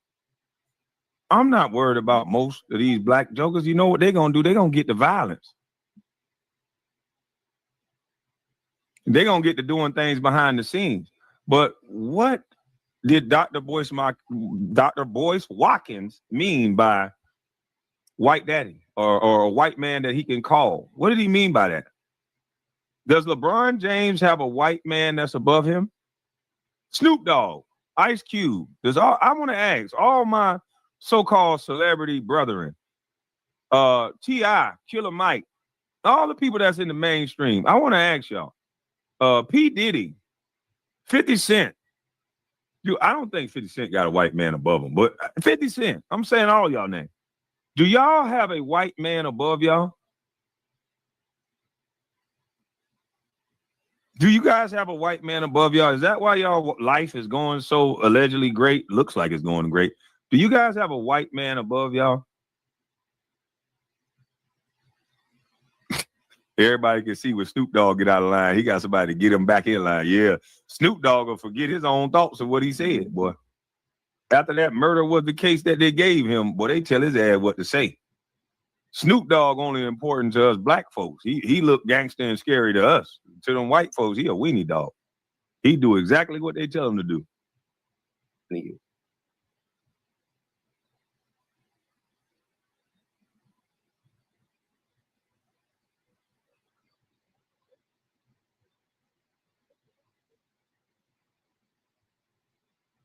He told you.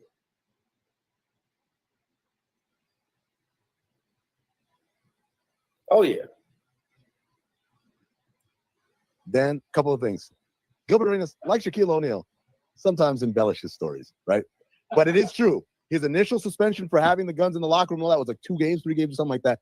He gets reactivated. That first game back when he's reactivated, he comes out with the finger gun suit, and David Stern blew a gasket. And that's when he threw the book at him, which is what I actually ask Adam Silver to do all the time. Throw the book at him. He's being introduced before a game in the middle of this controversy, and as he does so, he does finger guns as if he thinks all of this is funny, that he's getting suspended for a couple of games. So this is the background. This is the kind of guy he is. I mean, even we talk about the showdown, if you will.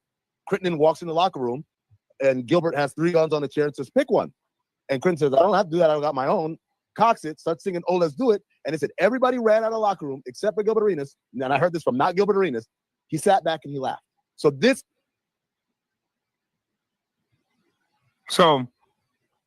the guy who thought I was snitching, this man right here is on video saying that Gilbert Arenas is such a dummy that he was trying to give someone an unloaded gun like he always does, think everything is a joke, tried to give a man an unloaded gun, and through his plan could have got himself unalive because Javaris Crittenden allegedly had a gun in the locker room that was not unloaded. It was a live gun, and he racked around in the gun allegedly and said, I don't need nobody else's gun. Oh, let's do it. A popular song out of Atlanta. Now, if Gilbert Arenas would have had that unloaded weapon in his hand, let's just say Gilbert Arenas went in the locker room and took the joke a little bit further than what he did. What if he had the weapon in his hand? And then Javaris Crittenden, in his mind, he's now in fear for his life. And then he pulls out a weapon and now it shoot him up, bang, bang in the locker room. Gilbert could have got unalived for playing. Javaris didn't seem like he was playing. I don't know why any of them had guns on their person in the locker room in the first place, but that's allegedly the story that happened. And this is why I stay away from Gilbert Arenas, because a guy that will antagonize somebody and push them to the brink of that, you don't want to be around somebody like that. You don't want to. I don't want to be around somebody like that at all. He finds people to pick and poke with, and then when it gets a little too serious, he goes, I'm from the Valley. I didn't do anything wrong. And this is the guy who's allegedly flying around with guns. This is the worst son bitch in the world, if you ask me. You talk about Kwame Brown the way that you did, and you've been allegedly on planes with guns going across America. Absolutely crazy.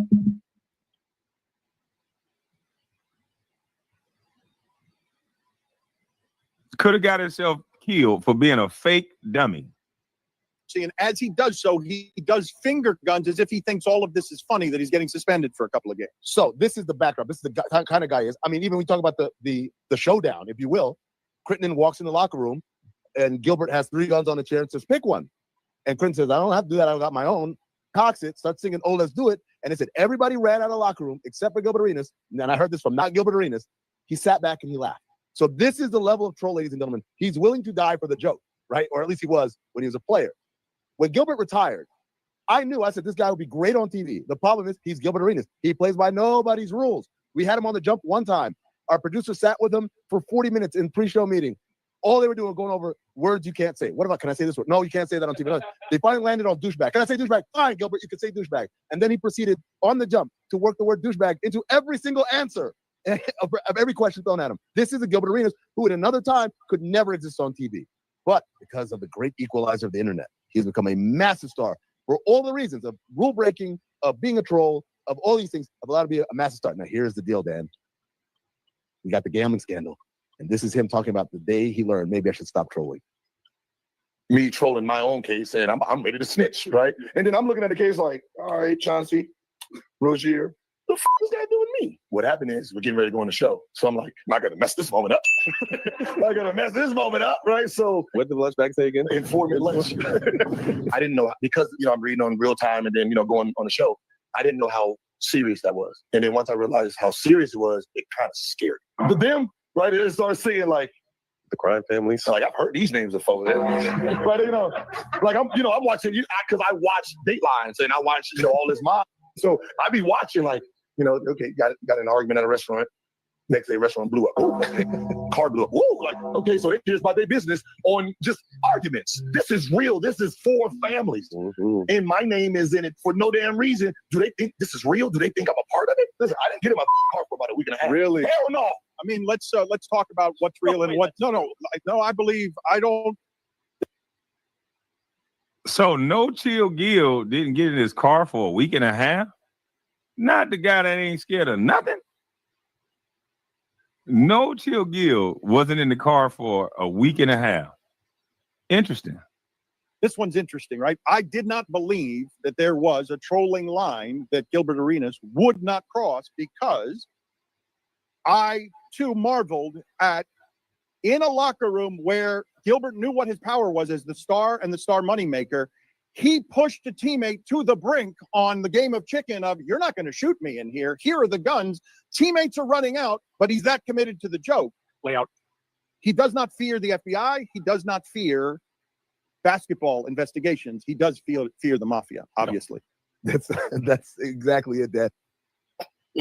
So now he fears the mob that he claims he don't know and don't know how he's even involved. So his trolling of the situation, talking about, I'm going to. Oh, the only way he's going to be scared of the FBI is he got to watch an FBI movie.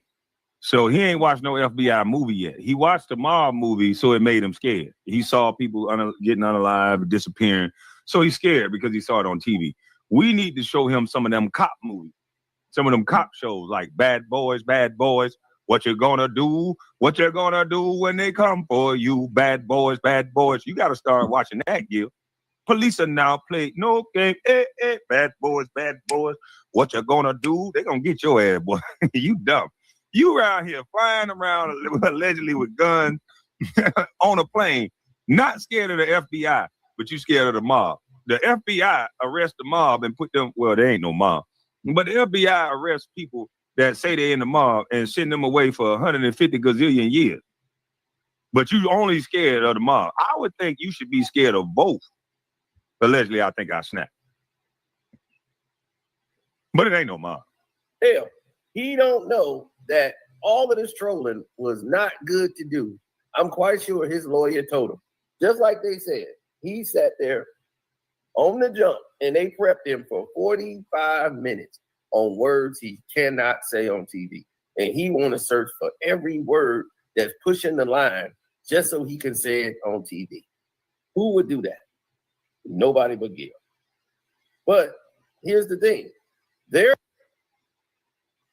Javaris got robbed in my hood. I know the whole story. You can't tell me nothing. What does that have to do with this? I'm confused. Who was trying to tell you something, and what does that have to do with this? Javaris' scrutiny in life has been very documented in detail. Everybody know all about this stuff. But I'm just trying to figure out, what does that have to do with what's going on now? She said nothing. Yeah, I don't think it does either. They're talking about it. But the majority of the people are not really paying attention to him. He's not really resonating with a lot of people. And that's just facts. And see, Bill Simmons broke it all down once again. He said, I'll say some of the biggest shows are lying publicly about their deals, lying about their podcast numbers, and lying about their YouTube subs by paying for those subs. I can't believe how many people are dishonest about this stuff. And this is what's happening. These channels that come out of nowhere, they start doing 300, 400,000 just out the blue, trying to buy their way in. And that's the route Gilbert Arenas took. He came out and said, hey, let's just buy our way in.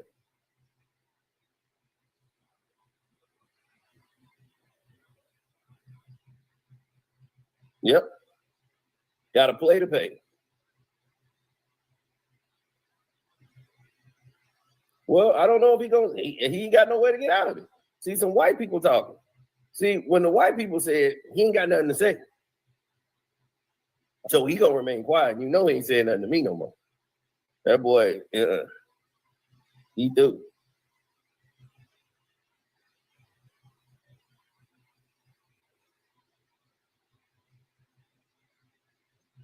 Yep.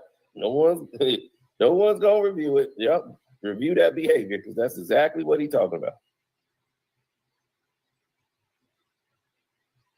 Now, let's take a look. These are the top sports podcast shows. Bill Simmons, number 2. Pardon My Take is number 1. There's no Gil's Arena nowhere in sight. Now, how can the number 1 show on YouTube not be in the top for the number 1 podcast show? It's not even in the top 50. Nowhere in the top 50.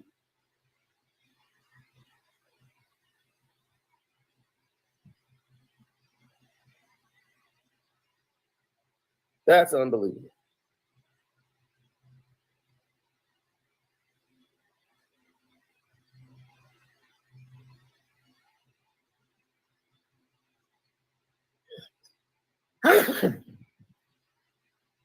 Absolutely. No shortcuts in life, Bill. Well, see, here's the thing. He's throwing a lot of money at it, meaning that underdogs were throwing a lot of money at it. See, Underdog was throwing a lot of money at it because they thought they were getting something special. Underdog Fantasy thought Gil's this big name. We're going to put this money up. We're going to get a lot of people to sign up for this show.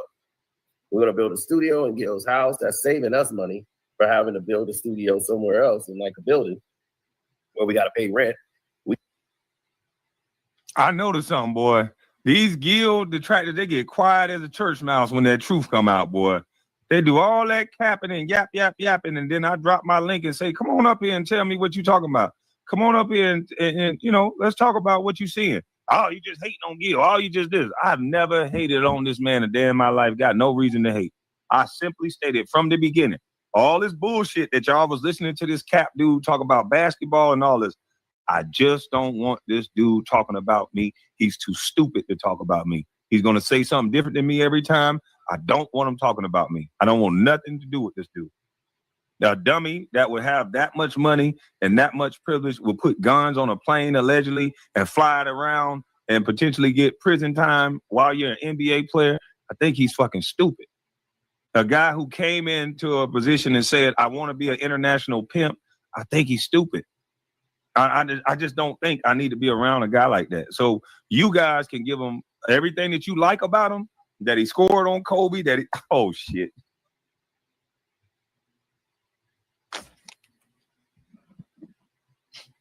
Hey, oh man. Hey, Tino, man, you should have texted me first. What the fuck is going on? Yeah, I saw y'all posting some video. I mean, I don't even know what that means. I don't even remember that video. I mean, I took some aspirin. I mean, what aspirin you could take to make you, highest scoring player in the history of the game? And I don't know. And it's just what I got to deal with. Comes with the territory. Hey, sir, may I ask you a question, Mr. James? Yeah. What was that substance that your trainer was giving to you in your hand? And if it was Tylenol, why were you covering it up? I don't even remember that. I played so many games. I probably was, I don't know what Mancy is doing. I'm not responsible for him. I just probably had a headache. I get hit a lot in the game, I'm tough, I can take it and, I just don't show it because of my mental strength. But, I just like, hey, probably got a little headache, took a pill, it's nothing. So Mr. James, you saying you're not responsible. Aren't you responsible for your career though and what you ingest in your body? I mean, come on. They get that to everybody. I mean, you've been in the league, that's nothing, Okay. It's a little aspirin thing. Yo, Kwame, you gonna respond to Hey, shut your goddamn mouth. We ain't tell you to come say nothing. Now, Mr. Plain James, I got to show you the video that I'm talking about, Mr. Plain James. Okay. Because I think you said you don't remember what happened. I don't remember. Okay, well, here, this is Carcino, Mr. Plain James. Do you know who Carcino is, Mr. Plain James? I seen this person on TikTok or something, kids play it and stuff, and they tag me in it, but I don't know. Well, he doesn't like your game. He don't like your hairline. He don't like your beard. He don't like nothing about you, sir. And he caught you doing this. So I want you to respond to what he caught you doing.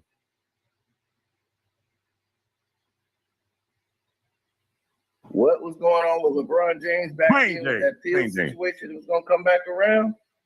It's coming back around. This man named Mancias, as the federal government is asked for his cell phone, as well as LeBron James' personal assistant, Randy Mims, in this investigation on illegal sports gambling. But we remember this game in which Mancias did something very suspect in the process when LeBron James tells him something in his ear. And when you watch Mancias, watch what happens here. LeBron asks him seemingly for a pill. He grabs a pill. All right, Mr. Plain James, how many aspirin do you need, sir? I don't know. I only take like maybe one. One? If it depends on how severe the headache is, But yeah, it's probably just something. I don't even remember the game. It's so many games you play. We're on the road, jet lag, going up and down in the plane, the travel. So, it's nothing. I mean, what they saying, that pill helped me score all the points I scored in my career. I mean, it's ridiculous. No, Mr. Plain Jane, what we're saying is that you old as dirt. And without all this medicine, we trying to figure out, because this ain't one pill, sir. Like do you see all the pills in this man's hand? Let me put this on mute. I want you to see all these pills, sir. Look at that. You take one out of the hand, and there's like 4 or 5 more, sir. Mr. Plain James? I mean, I didn't take them all, so he probably gave some. AD was there at the time. We got other players that's banged up, probably needed them. He probably was going down the line, but they only care when I do something, or, if I wipe my nose, that's going to be on SportsCenter. So, okay. All right, I'll tell you what, respond to this, Mr. Plain Jane. After you take about 5 or 6 pills, Mr. Plain Jane, look at that, a bunch of white pills. You on that white, Mr. Plain Jane? I don't know where we went wrong, me and you. I mean, it seems like you just want to attack me all of a sudden. I don't know. I've never said a bad word about you. I don't know if it's about, Gil. I never went to that guy's house. I don't even hang around him. He keeps calling me all the time for stuff. I sent Rich over there, but yeah, he gambled at my house one time, but that was about it. But no, I don't hang with that guy. So, we both don't like Stephen A. So we should be, unified. I don't understand. Sir, let's get back to this. I wasn't talking about Gilbert Arenas. I'm talking about the 6 or 7 pills that's still left in his hand, and you already took one. I'm trying to jog your memory. I know you say you have a memory loss because you get hit a lot. It's a lot of games. But you took this round of pills this one time, right? And then you're going to go out and play. So I want to know, you don't know what these pills are. That's cool. But you're going to take another set of these pills. So I'm just confused. Let's watch you. If this is the case, why the concealment? Why is this being concealed? That doesn't seem normal. Why is LeBron James doing this in the middle of the game, in the second quarter of a game? And now they're coming for that cell phone, buddy. This thing is going to lead to a whole organization of problems. And no one in the sports world even covered this and treated it like it was anything. If he goes back to his business, LeBron act like nothing happened. I'm just going to chew this like a Tic Tac. It's nothing. Look at LeBron. Here we go. Ball's hit. Here he comes. Yeah, I'm jacked up. Back in the game. Boom, here he comes. Boom. Boom, boost of energy. Yep. They call a timeout immediately. Look, he's jacked up, ready to go. Yeah, I'm pumped. Yeah, that's right. That's how it go. Yeah, you see AD? That's how you do it, AD. Yeah, you traded. And now, here comes this trainer again. Brian looks at him and says something else to him. Like, hey, give me another one. He just took one. I need another one. So the trainer goes, I got you, Mr. Brown. Now, Mr. Plain James, you did a great move, by the way. I want to congratulate you on your athleticism playing this long. That was a great move. Thank you. You're welcome. Why did you need another pill? Did something tweak on that move? I don't think I'm taking another pill. I think I just need some water. I was a little dehydrated because I took the last pill without water. You saw I was chewing it, and I never got my water. So that's when they called a timeout. And I was like, okay, well, now I can get the water. So here he comes over with a cup of water. So that's all I see right here. I'm just dehydrated right now. Going a little splash of water. Okay, so I didn't see one pill. I saw about 7. So you took one, or did you take 7 in the beginning? No, I only take one. I don't really need that much. So that's why I just take just one, chew it up, just so it can deal with the headache or the annoying banging or something I might have, from, jet lag, stuff like that from the travel. You know how it is. So this is just, it comes with the territory, So Yep. Mr. Plain James, well, let me ask you this. That time that you flopped up and you looked up under your hand, was you really hurt?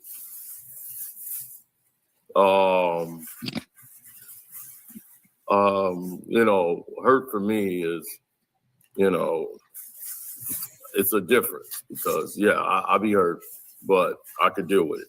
I have a tolerance for pain where I could just suck it up and get through it. But, people at home watching the game, they just can't see the pain you're really in.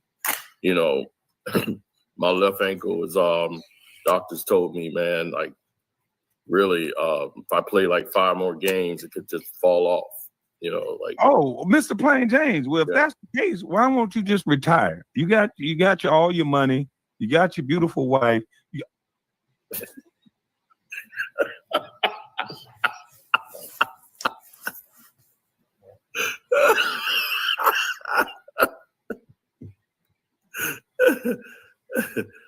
Oh man. Well.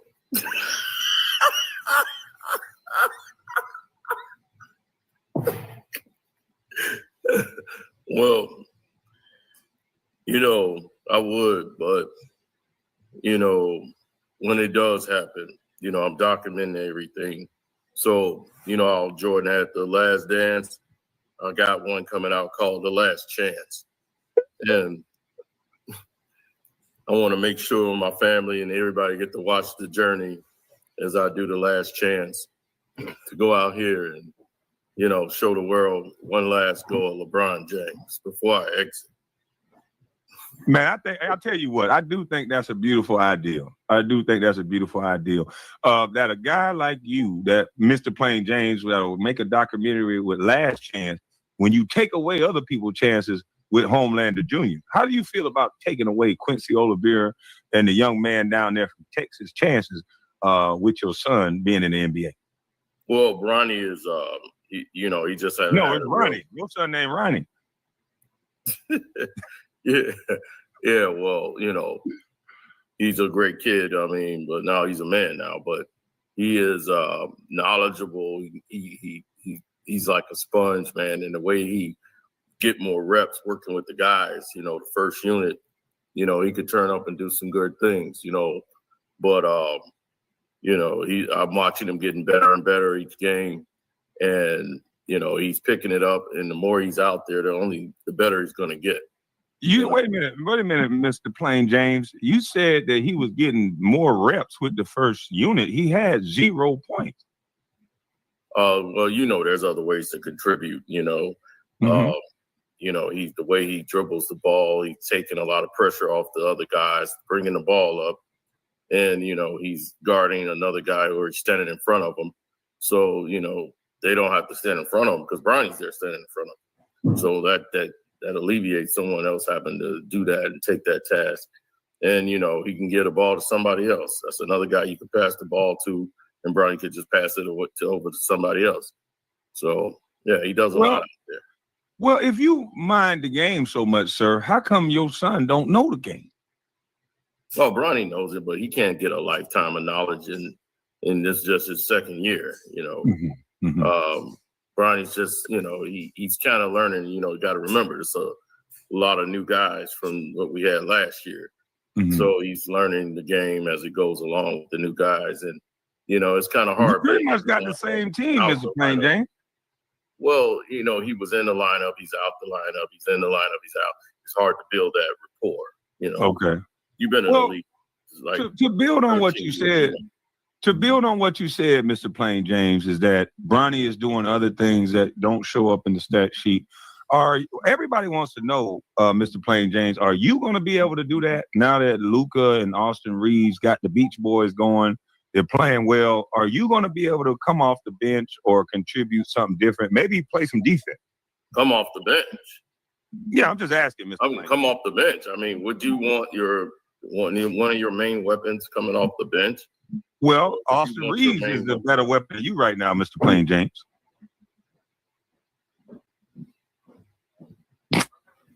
Mr. Plain James. Austin Reaves right now, he's been dumbing his game back for you. You've been making him sit in the corner and shoot threes, Mr. Plain James. But one thing about that trailer park white boy is that he can play. He can go to the basket, Mr. Plain James. So can you take a lesser role like your son so that the team that's 8-2 on the road can keep winning? So Austin Reaves made me. Where was he at when he did Austin Reaves bring a championship to the Lakers like I did in a bubble?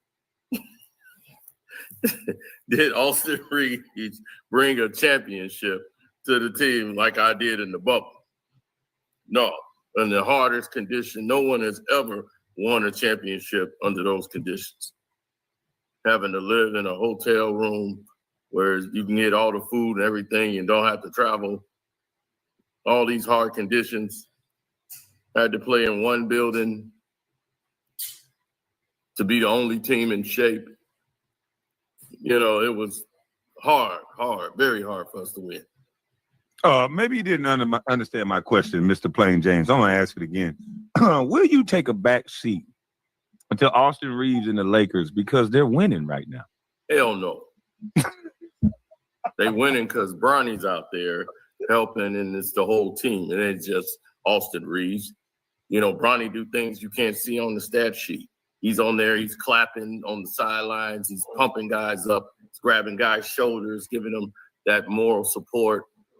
Then he gives them a level of speed and intensity. It fires them up to play better.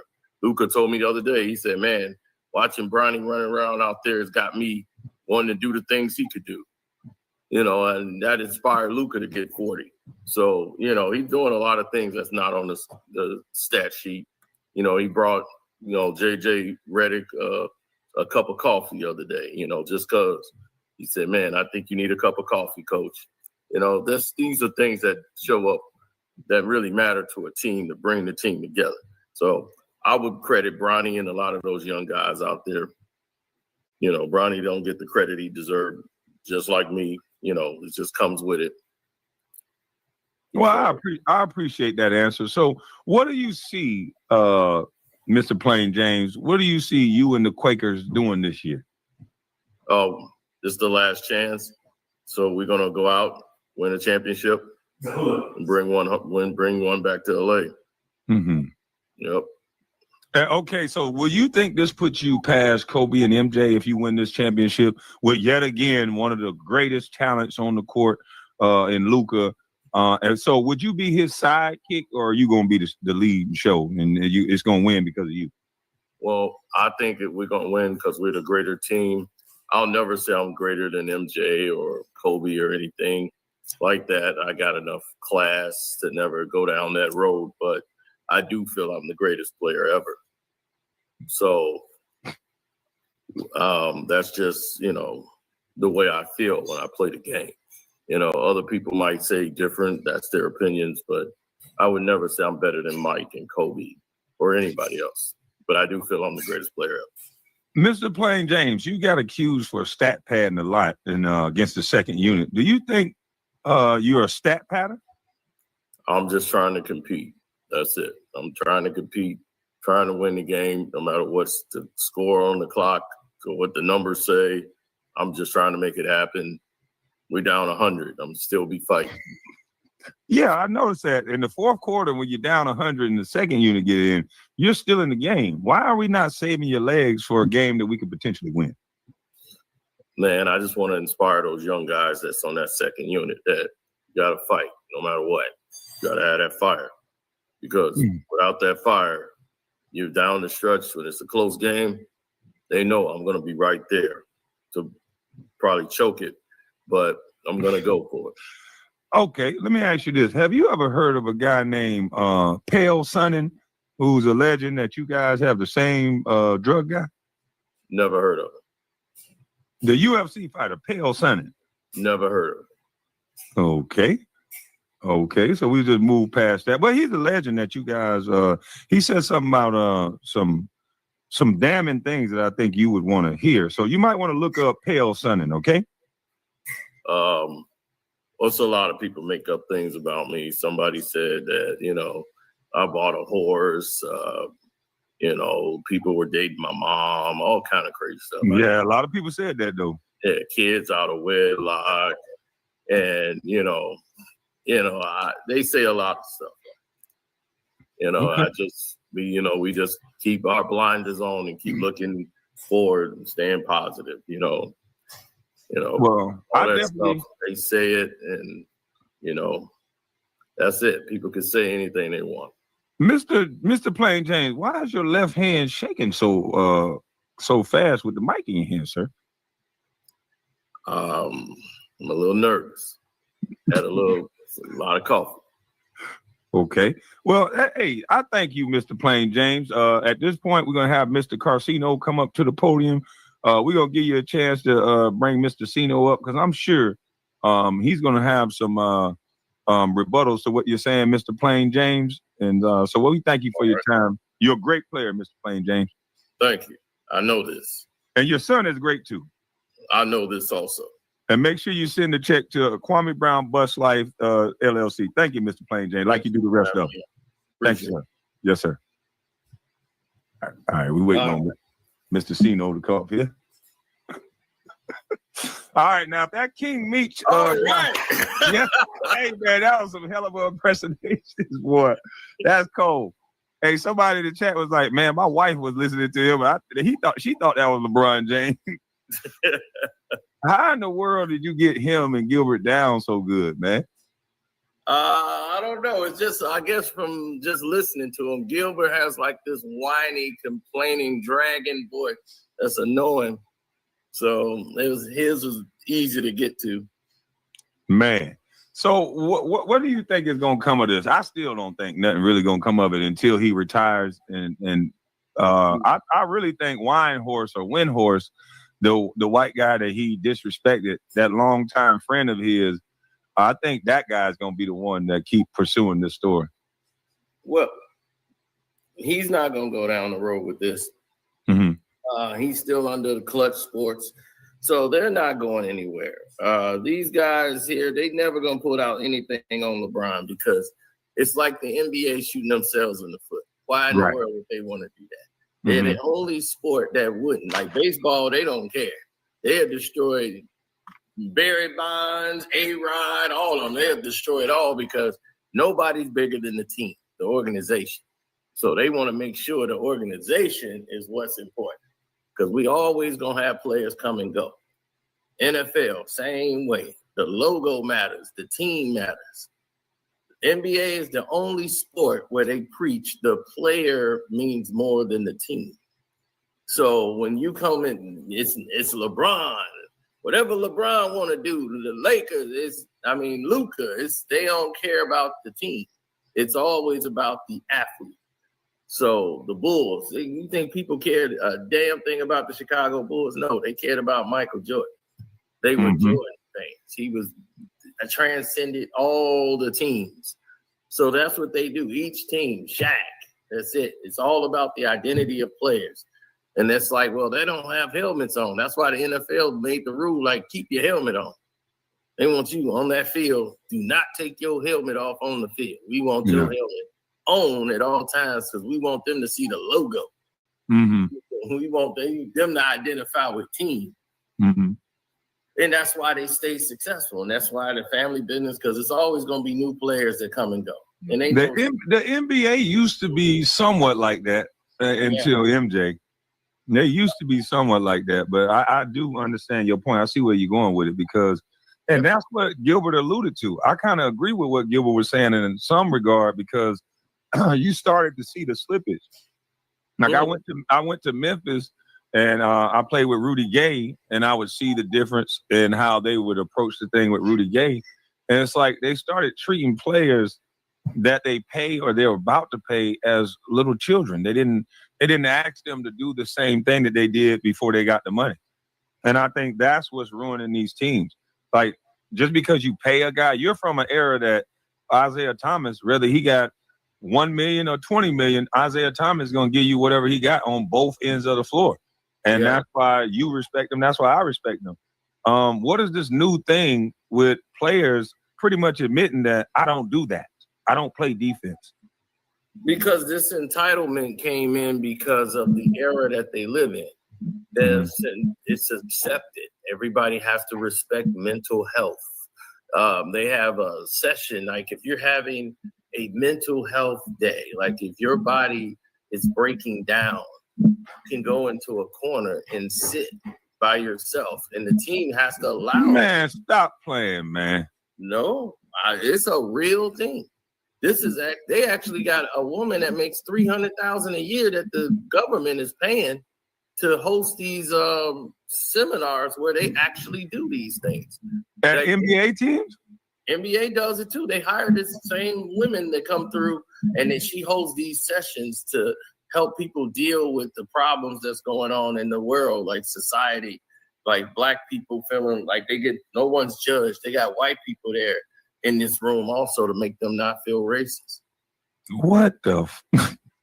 That sounds stupid. NBA, yeah, it's real stupid. And the NBA has these same programs there where they say, hey, you want to come here? You having a mental health? We have a mental health specialist, and she'll sit them in the room and says, what do you feel about this?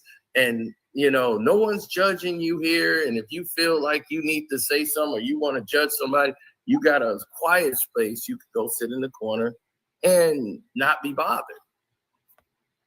Modern trainers say too much stress causes injury. They got degrees in the subject. Man, you always listening to somebody that can't do what they talking about.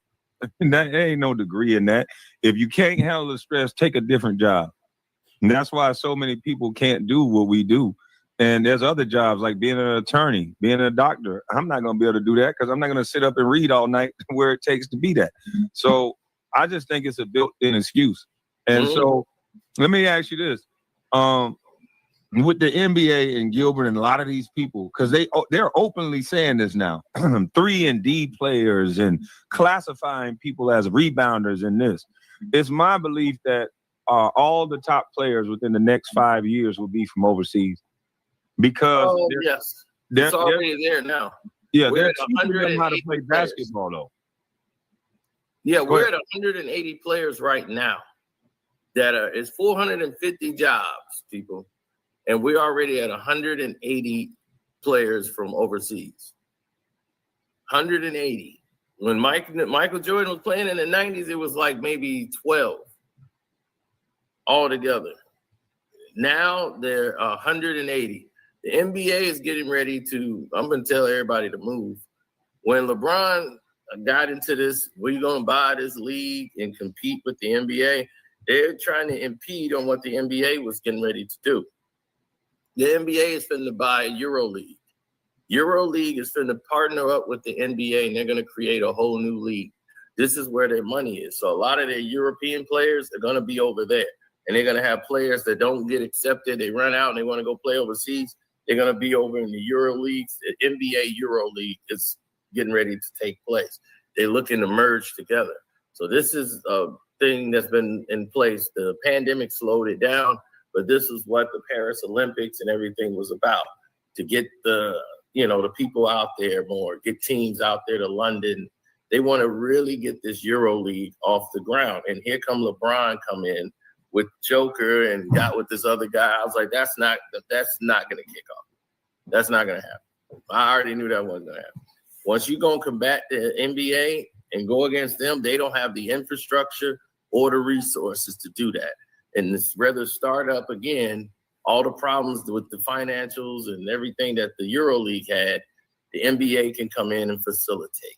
So they're going to do a partnership there. Eventually, that's going to happen, people. You heard it here first. It's going to go down. And LeBron and them, they were going to get just obliterated. So with all of this coming out, and it's just weird that all of this came out when LeBron started talking about him and Maverick Carter finna go buy this team. Next thing you know, they bring up Maverick Carter and his gambling situation. So that's automatically finna eliminate him. So he had to pull out. And they said, we out the deal. It's like, of course y'all out the deal. You can't get busted for gambling and legal gambling and then come back. I don't know what the hell. You can't have it both ways. You can't have it where you got busted for illegally gambling here, then you want to go start a league overseas. That's not a good look. And that's for Maverick Carter. And, you know, he's LeBron's business partner, and both of them were coming in together. So now they're out of it altogether without any explanation. And now we have all this come out. So wait a minute, they're out of what, you know? They're out of buying their league, their Euro league. They were teaming up to do with the Joker. No, they're not doing it no more? Oh no, they out. Oh, I bet they out. Yeah, but see, they were out before the news broke. And then when all the news started breaking out, Mav had already cut his deal earlier. Like he did his about, I think, a year ago. He cut a deal, and they asked him, did he bet on the Laker games and, bet on any games for LeBron or the Lakers? And you know what he said? I don't remember. Oh, wow. He told the federal government, I don't remember if I did or didn't. And they accepted that? Yep. And he took a plea deal because they were investigating somebody else. They weren't investigating him. They just stumbled on to him because that same guy that they were investigating, he was basically the bookie. So they got his name out of the book too. Like, hey, that's Maverick Carter, LeBron's guy. So they went and brought him in, and he admitted and he paid a fine. And, he can't really, I haven't seen Maverick Carter around since then. Oh, really? Yeah, he's been gone for about a whole year after that. So he's already admitted to what he took a plea deal. So, but they asked him, did he bet on games? He said he didn't remember. Now, I bet the feds gonna make him remember. Yeah, he didn't say, oh, no, I didn't. He said, I don't remember. Now, that's crazy. You don't remember if you bet on LeBron and the Lakers games? Now, all of this is coming back around because of this whole federal gambling thing. So that case is coming back, even though he took a plea deal already. That information that they use, the NBA, they can combine the whole situation. So it's going to be a mess. I still don't think none of it is going to tie back to LeBron. Oh, no, they can't have it. It'll be on the trainer. That trainer that was holding the pill, it'll be on him. It'll be on Damon Jones. It's going to be on Randy Mims again. Randy going to be again? Yeah, Randy, that's your job. You got to carry the bag. You going to not just carry the bag. You're going to carry the whole load. He was the one that got busted in the steroid thing. This big fat dude come out from, I wanted to lose weight, so the steroids was for me. Well, why the hell you wouldn't go to the store?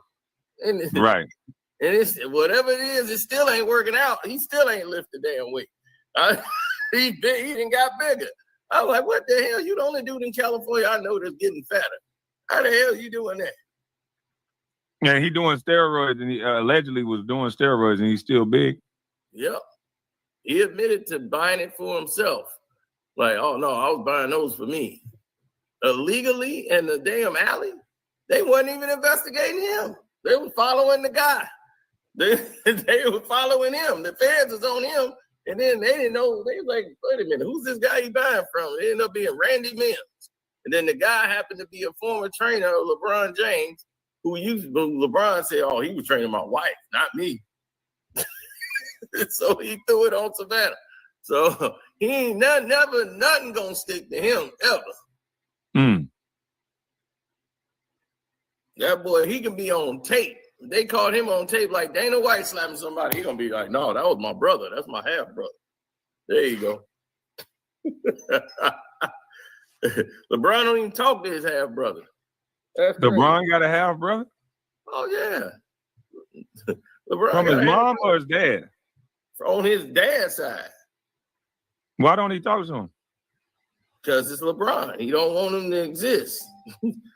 And the guy's like, man, dog, I ain't did nothing to you. Like, what would you be mad at me? That's crazy. So let me ask you this. With this whole thing with Dan Le Batard said, how did they know that Gil is buying bots? You said it a long time ago. Y'all don't give Cino enough credit. Y'all always just hide everything up under as hate. But so does Dan Le Batard hate Gil as well? Or is some of what you're saying been true? Oh, it's been true the whole time. And the thing is that when you are what he called promotion, they got people that come in there and start promoting and pushing the narrative, and you know it because it starts showing up in feeds that don't even supposed to be. You're like, I don't even follow this. Why am I here getting this? Like, you literally have to knock that stuff out in order for it to get out of your feed. Plus, the numbers don't add up when you look at the actual content and the actual viewership. It's like audience retention rate. Retention rate is very low, which means people will come on it, click on it for 1 minute, and jump off. So that means this is why you have a show of this magnitude, it don't have any sponsors. So you're like, man, why they don't have sponsorships? That's why they was like, dude, it's smaller platforms than that got sponsorship. Why y'all don't have sponsors? They was like, oh, Underdog don't want sponsors. Yeah, that's a lie. Because they definitely is like, look, we looking for anybody to come bring some money in here to cut this out. This is why they reduced the show down to 2 shows. They like, we got to reduce this down to 2 shows. Because they don't make sense. That's why it was like, man, it's the #1 sports basketball show on YouTube, and it's getting cut down, and now they gotta wait to see if they're gonna even have a show next year. That don't make sense. That's exactly for anybody. What did he say in response to that? Because I keep hearing all these stupid excuses, but I just don't know how that makes sense. Everybody think he's a great businessman. I don't get it, but hey, who is this guy? Page, talking about your boy Patrick Beverly choked his sister out and punched her in the face, punched her in the eye. Whose boy is Patrick Beverly? He's talking about the Pat Bev arrest. I know, but who is he talking about? Your boy. Who is he saying? Me or you? I don't know Patrick Beverly. Maybe he's talking about me because he's from Chicago. I did a video. I think I did it on Patreon. I might have did it on YouTube too. But I know I did it on Patreon. I talked about the Pat Bev. I did do it on YouTube, I think. But when it happened, I told them what really happened. You know, his sister. I don't even know what happened in that story. I didn't even review the story yet. Yeah, the thing is, he came home and saw his younger sister in the house, and they're in Richmond, Texas. He comes home, he sees the little sister. She's underage. The guy she's with, she got a boy in the house with her. He's 18. And, you know, he's doing what a big brother would do in that situation is say, hey, you know, no, hell no. You got to bounce. What the hell y'all doing it? So she, you know, did what a teenage girl do, get all ignorant and start being combative. And all of a sudden, the guy's in there, and you know, Pat Bev is breaking it up. She hysterical, hitting on him. He's holding her down. And next thing you know, the cops get called, and now they made up all kind of. He tried to suffocate her, and like it's Richmond, Texas. So I knew exactly what was going on. They don't want black folks over there anyway with no money. So I was just like, man, you got to be careful over there. But he gonna beat this. This whole thing will be thrown out. But they wanted they perk walk. Anybody else, this would have been a regular case. They just told the boy to go home. But no, she's underage anyway. So they didn't give her age, but she's not of legal age. And this guy's 18. And, you know, she could be 16 for all I know. Yeah, that's crazy. I don't know who that was, but yeah, but he came home and saw, you know, she ain't supposed to have no guys in the house, and she is all in the home alone. This 18-year-old dude. Now they ain't say what was going on, but you could paint the picture of what he was doing over there with the, you know. So. Right. Yeah, so that's just an unfortunate situation. I don't know why he put that in my chat, because any real man can be subjected to that situation. And we don't know the full story. We haven't heard his side yet. So we'll see. Patrick Beverly don't seem like he turned down no smoke, so I'm sure he'll tell us. No, yeah. And that's why, but going back to this Gil thing before we got distracted, but this is why people are looking at his numbers and saying, this looks pretty funny. Plus, when he goes live on his other channels, you get to see it. It'll say 300, then it would just jump to like 4,000, just out of the blue. like 4,000 people gonna be in your chat in your live stream. Like, come on, that's now you've gone too far. Like people who way bigger than you can't get that. And all of a sudden, here you come with 4,000. I got 15,000 people in the chat. Ain't no, if 15,000 people are watching your live stream, you're going to be ahead of Nightcap. You're going to be ahead of First Take. You're going to be ahead of every sports show out there. You can get 15,000 people to be in the live stream of your live podcast show. So is that why they slowed up my channel like that? Because we used to do that easy.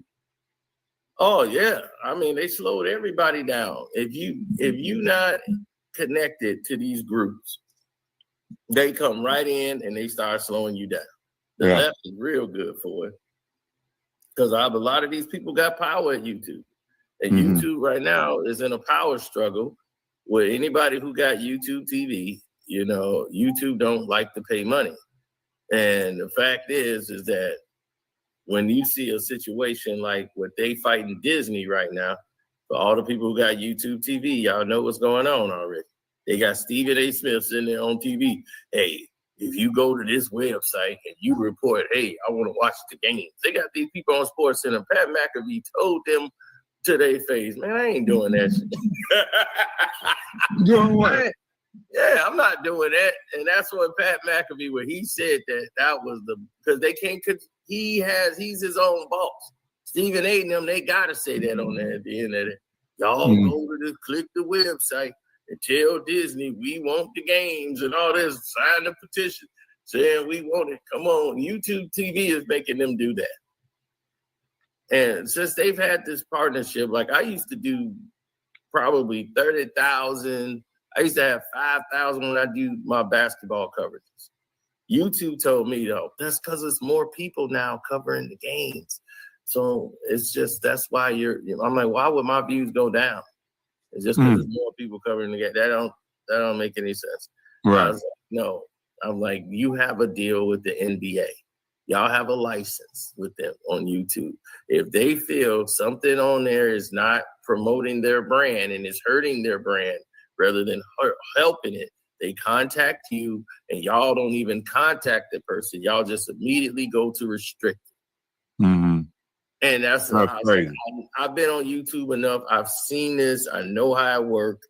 I know what y'all do over there. Most of the people that's helping you, you make more than them. They actually on YouTube. They got channels. They was like, yeah, man, I'm trying to get my channel going. I'm like, well, hey, man, hold on. You supposed to be helping me. That's crazy. I'm like, you work for YouTube and Google? And hold on. They pulled Stephen A. off NBA TV? Or NBA Countdown? Oh, yeah. Well, he was going to be removed from there anyway. Why is that? Because Kenny the Jet Smith is taking his spot. Okay. Kenny Smith, that's why they was clouting him. They was like, oh, you traded on us, man. He was like, man, all y'all got commercials and everything, Shaq and Kenny. Chuck Barkley was, man, I told you, Erner, Kenny was going to stab all us in the back. Yeah, so he done got every deal in the book. He got NBA TV because they like Kenny. Kenny is always the PC guy. He gonna make sure every time they do that show, the one guy gonna be PC is Kenny, because Kenny got all this money because he do all the investing, all these events, and he's always the PC guy. He gonna make sure everything is politically correct, and he perfect. So I was like, yeah, that's exactly who they want to do NBA show. So Stephen A. They've been trying to get rid of Stephen A. period, because they want him out of the NBA. And that's LeBron's. Why they want him out of the NBA? Oh, they wanted him out. LeBron wanted him gone immediately after that whole thing with Bronny. Oh yeah, they want him out. He want him. He was like, he can't go to no more Laker games. He's barred. He can't what? Yeah, he can't go to the Lakers game and cover the Lakers game. He's out. Wait a minute. Stephen A. Smith got ran up on and almost got assaulted, and he's the one getting the punishment? That's right. He can't. He's out. Boy, the go along, get along gang is real, boy. Yeah, that's why he's mad. That's why he mad. He can't go there. Let's get That's those why he super rebelling. chats So all up. this. And so if the Lakers, Cash wait a minute, hold on. If the Lakers are in the championship, in the finals, Stephen A is only going to be able to cover the road game. He'll be able to cover the game like if he's working, because he wasn't working. He was there sitting sideline, courtside. Okay. He can't do that no more. That's done.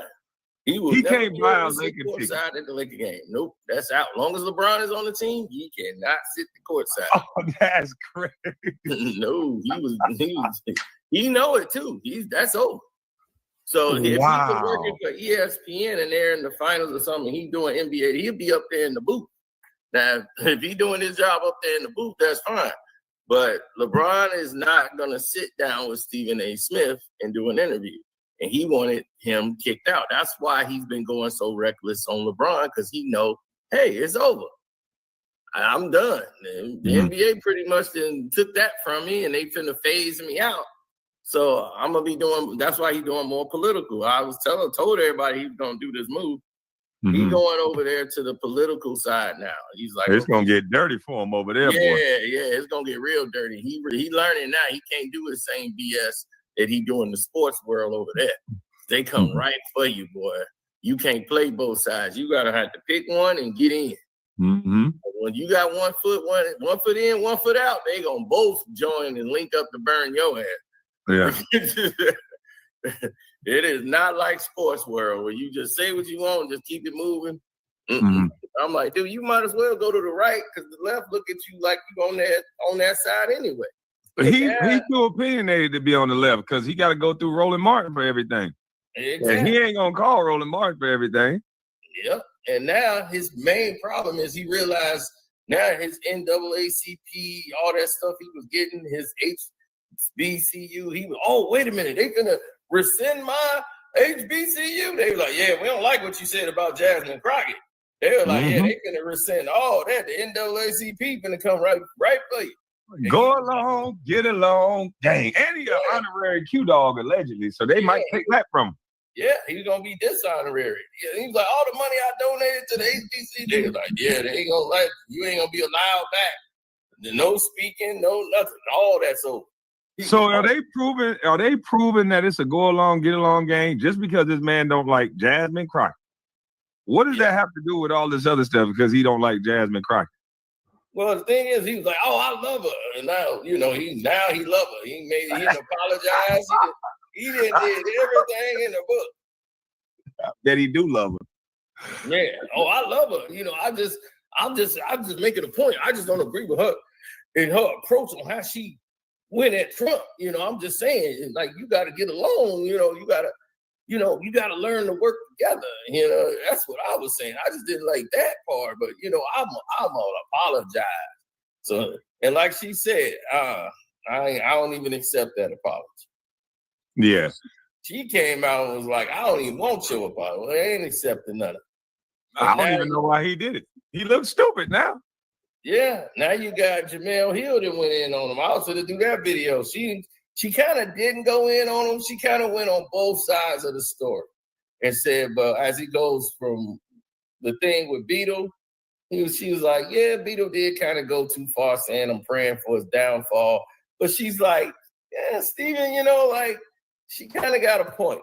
Now, she know about what happened over there, and it's like he did a whole lot of things behind the scenes.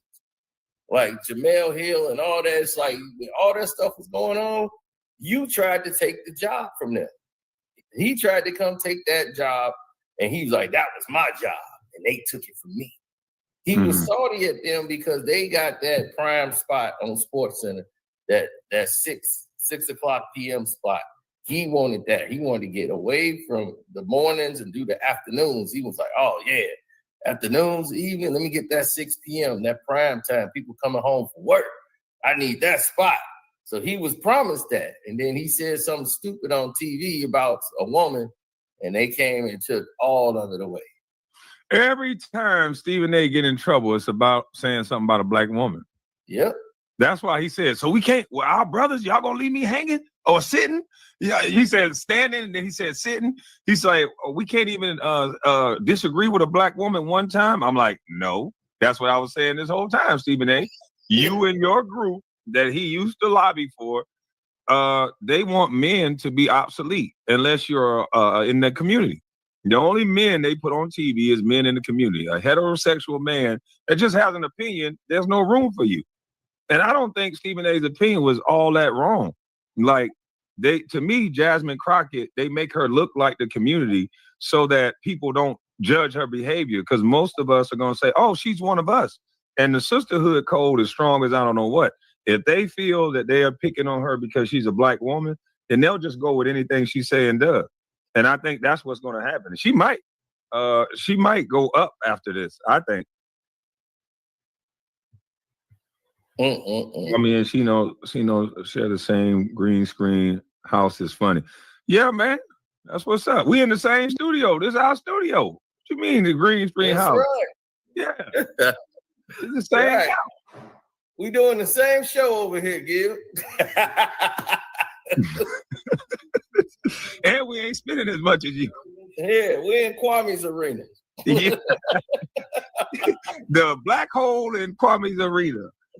I know, man. Hey, but I wonder if he gonna respond to that dude. I don't think he gonna say nothing. Of course not. He white.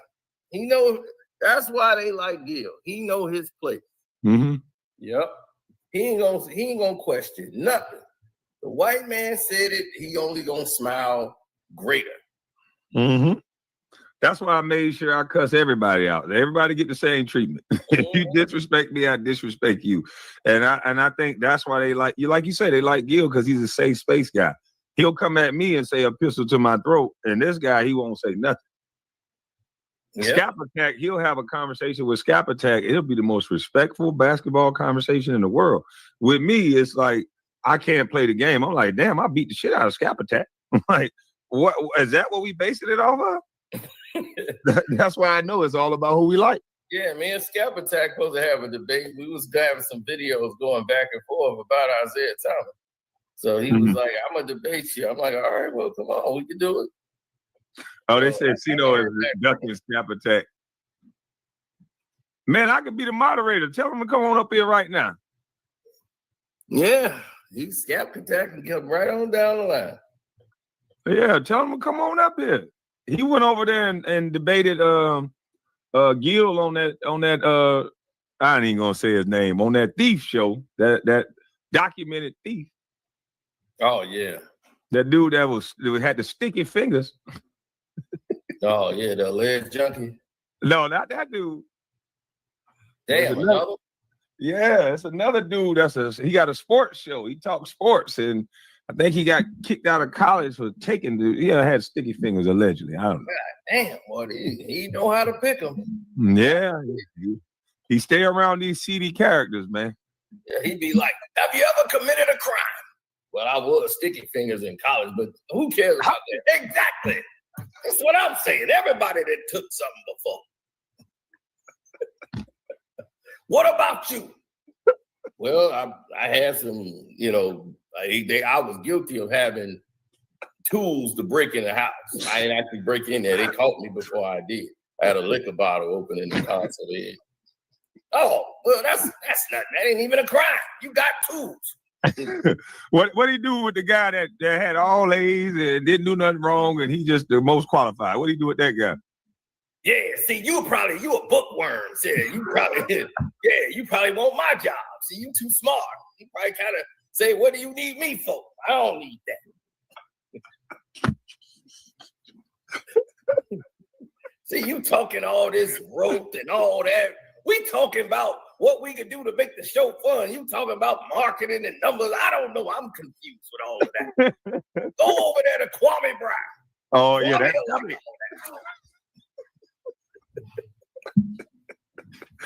Hey, hold on. What there go cousin takes me? Man, that's crazy, man. Everybody around him done something, though. Oh, turn the alarm off. Okay, I got you. Everybody around him does something, though. And I think that's what he feels most comfortable. And now that we know, how are we talking about 50 game suspension and not prison time when you flying around with guns? Yeah. Allegedly. Yeah, allegedly, according to Dan Le Batard, he said that Gilbert said that on the documentary. I never watched the documentary. Me either. And he said Gil said it on the documentary. That's why he really got the 50 games. He was flying around guns. And that was the thing he said on my channel when he came on and took the link and came up and said, if you can figure out the real reason I got suspended, that wasn't it. There was another reason they were going to void my contract. And he's like, I'll give you your props. And he proud of that, what it sounds like. Yeah, he thought that was a flex. Find out the real reason they were going to kick me out the NBA if I fought it. He's like, you go to the union. See, that's what's wrong with the league now, all this entitlement. It ain't just LeBron James' fault, people. I'm going to tell you, this is Adam Silver's fault. Mm-hmm. They put him in charge. And he is not a guy that has the power of he's a businessman. He's a guy that sets up charities and all that. He don't have the backbone to know how to deal with these men. David Stern, he gonna make sure you understand him. He'll cuss your ass out. Yeah. This is the thing they don't know about David Stern. He kept asking me, do you understand? I was like, no. But he kept going with it. He would definitely cuss your ass out. Yeah, and I'm like, he's old school. So he's definitely gonna say, look, I supersede the union. Like he was the emperor for real from Star Wars. I am the Senate. Mm-hmm. Shoot, the union. He's like, you mean my union? You think they gonna go against me? He's like, I call Isaiah Thomas right now. You call anybody in that who the president of the union? I bring their ass right in here. Be like, look, we got a problem here in the union. It's like, yeah, this idiot saying here, I'm saying that's what it is. Well, then that's what it is. Exactly. This guy said you can fly on a plane with your checked luggage. That if you try that, your ass going to jail. You have to put your firearm in a case with the lock on it, and then you have to go take it to the officers, and they're gonna go open it. They're gonna go look at it, and then you can fly. They'll give it to you. It's not gonna go in your bag. They're gonna give it to you when you get to the next city. You have to go to baggage claim and get that gun from that next guy in that next city like that. I've flown around with guns all the time. It's never been in my check bag. So if you put a gun in your check bag, you probably gonna go to jail. Yep. Believe me, there's a lot of people went to jail. Joel Santana went to jail for the same exact reason. You got a lot of people that went to jail. Dennis Farina, who's a former cop from Chicago, became an actor. Mm-hmm. And, he was in Big Get Shorty and a whole lot of things. And he was a former cop. He lived in Miami, and he went through the airport, forgot. Most people get brain freeze. They traveling back and forth, and he had a gun in the back of one of his bags and just totally forgot. Shit, I had a magazine, a fully loaded magazine for a 45 in my carry-on. Because I had a briefcase, and I would carry around a briefcase. And sometimes when I go places, I have a suit on. I have my firearm in the back of the briefcase, and I have an extra mag or two in the front of it. And I just forgot it in there. That dude said he let me go in Jacksonville. They took me to the back. They talked to me, and that was the first time that happened. I had to sign some paperwork. They took my ID, and they took the magazine from me. And it was like, well, if you had a firearm, you would go to jail. And it was like, the next time, you're probably going to go to jail. But they didn't lock me up because it was just the magazine. But you cannot this guy tried to make it seem like you could just put a firearm in your carry-on bag, or not your carry-on, your check bag, and just let it go through. And then when you get to the next city, it's all hunky-dory. No. Your ass is going to jail. You got to have that thing in a locked case, and you got to turn it into them. Yeah, Joel tried to run out of the airport. I'm like, yeah, good luck with that. Mm-hmm. Ain't no running out of the airport. Oh, hell no. He took his ass right. He took his dumb ass right down. I was like, that was stupid. Yep, you got to check that weapon in.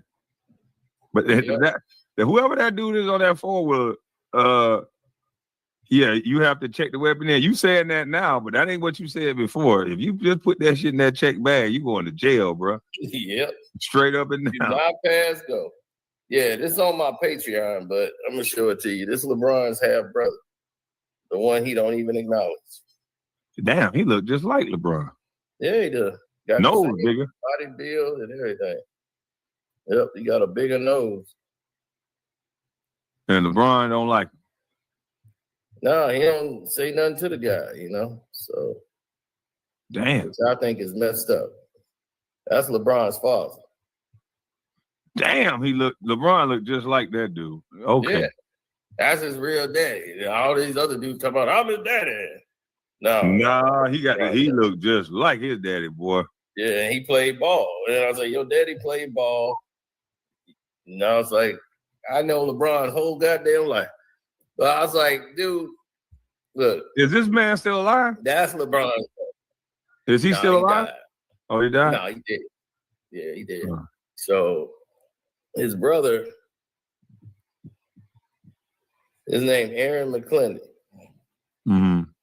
And he got the same body as LeBron, every damn thing. So all this, he was built in a laboratory. He 101. We find out that's a lie. His brother built just like him. Yep. And he do not like the fact that he got a brother that's out here that look just like him. He just ignore him and act like he don't exist. That's crazy. That's y'all king. Did he ever give him a reason why? Did his brother do something to him? No, brother ain't never did nothing to him. Ain't never begged for no money, nothing. Nope. What does his brother do? Shoot, I don't know what his brother do now, but he was just coming out talking about his whole situation. That would suck, having a brother like LeBron James, the biggest LeBron James He is. never invited his brother to a game. That's crazy, man. To have a brother that big as LeBron James and he can't even go to his brother's game? Yeah, he won't even invite his brother over for nothing. That's crazy. Oh shit. I'm supposed to be at my appointment. Oh, I gotta go. My bad. They called me. Shit, I forgot all about it. My bad. All right, bro. All right, take care. Yes, sir. Man, that's crazy. We just saw LeBron's brother. LeBron's baby pics are fake. LeBron never exists. God, dog, man. Who is oldest? I don't know. I'm like Golden State. I never knew he had a brother. He had brothers and sisters. I'm waiting on you. Oh, I don't know if he got a sister either, but that dude looked just like LeBron. And I'm telling you, the media is probably the engine behind him not having a relationship with his brother because, you know, it's a perfect situation already. Why would they want to bring something in? That's just the way they think. You know, that's your dad. That's an outside kid. I don't know if LeBron James and the dad and the mom was married, but ain't no such thing as an outside kid. Outside of the marriage, my baby mama tried to say that about my daughter. I'm like, how is she an outside kid? You wasn't my wife. You know, you're just like them. You're my mother of my children. So all of my children are the same. It's all family. It's not outside. I didn't go outside of a marriage and have kids. That what that terminology was supposed to be. At least that's what I thought. But apparently not. But we have this thing with Maverick Carter. I don't know if this video, somebody said this was on Vice. Him and Maverick Carter had a conversation. Nobody gave me a timestamp, so I don't know. This is kind of winging it. Outside or not, siblings are siblings. Yeah, that's true. But most people understand it as outside of the marriage. When they say that, that's what it's referring to. But the stepkids is what I was taught. There's no such thing as a stepchild. Y'all are all families. But if you have a kid outside of the marriage, they say he had an outside child. But that's outside of the wedlock. It's a whole interview. Well, I might have to pre-watch this so that we ain't. I might have to pre-watch this thing. Yes. LeBron's a senior in high school. It's clear he's going to go straight to the NBA. The next, I want to know where the gambling is at. Where he's talking about the gambling, because this thing is an hour and 30 minutes. I know y'all don't want to suffer through. Oh, yes, we do. And now y'all get to see. Hit the like button up, y'all. Get them like buttons up. Get that notification bell on. Y'all getting the raw right here. Y'all having the livest live stream y'all probably missed. Now watch Maverick Carter throw LeBron James under the bus. Y'all saw LeBron's brother. Don't forget to sign up for the Patreon, man, for real. Today is the day you don't want to miss it. We've been telling y'all the whole month of November been hot. It ain't been no days off.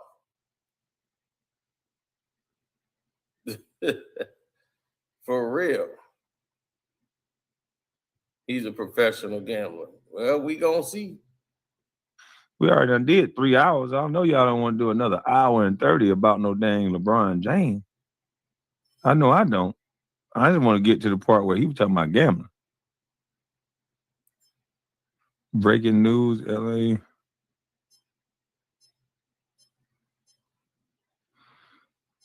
Let's see. Beautiful sport. We love going out there playing in front of the fans. I mean, my mom, on Friday, when she got off work at 5 o'clock, by 6:30 on Friday, I was at my grandmother's house. She dropped me off. Before I got in the door, her car would be pulling off because she just knew someone was in there. And then so I would be there Friday basically until Sunday night. My mom would come back and get me. And at 5, my grandmother taught me how to play pity pat, how to shoot craps. And then I learned, I didn't get to do it, but I knew how the rake worked.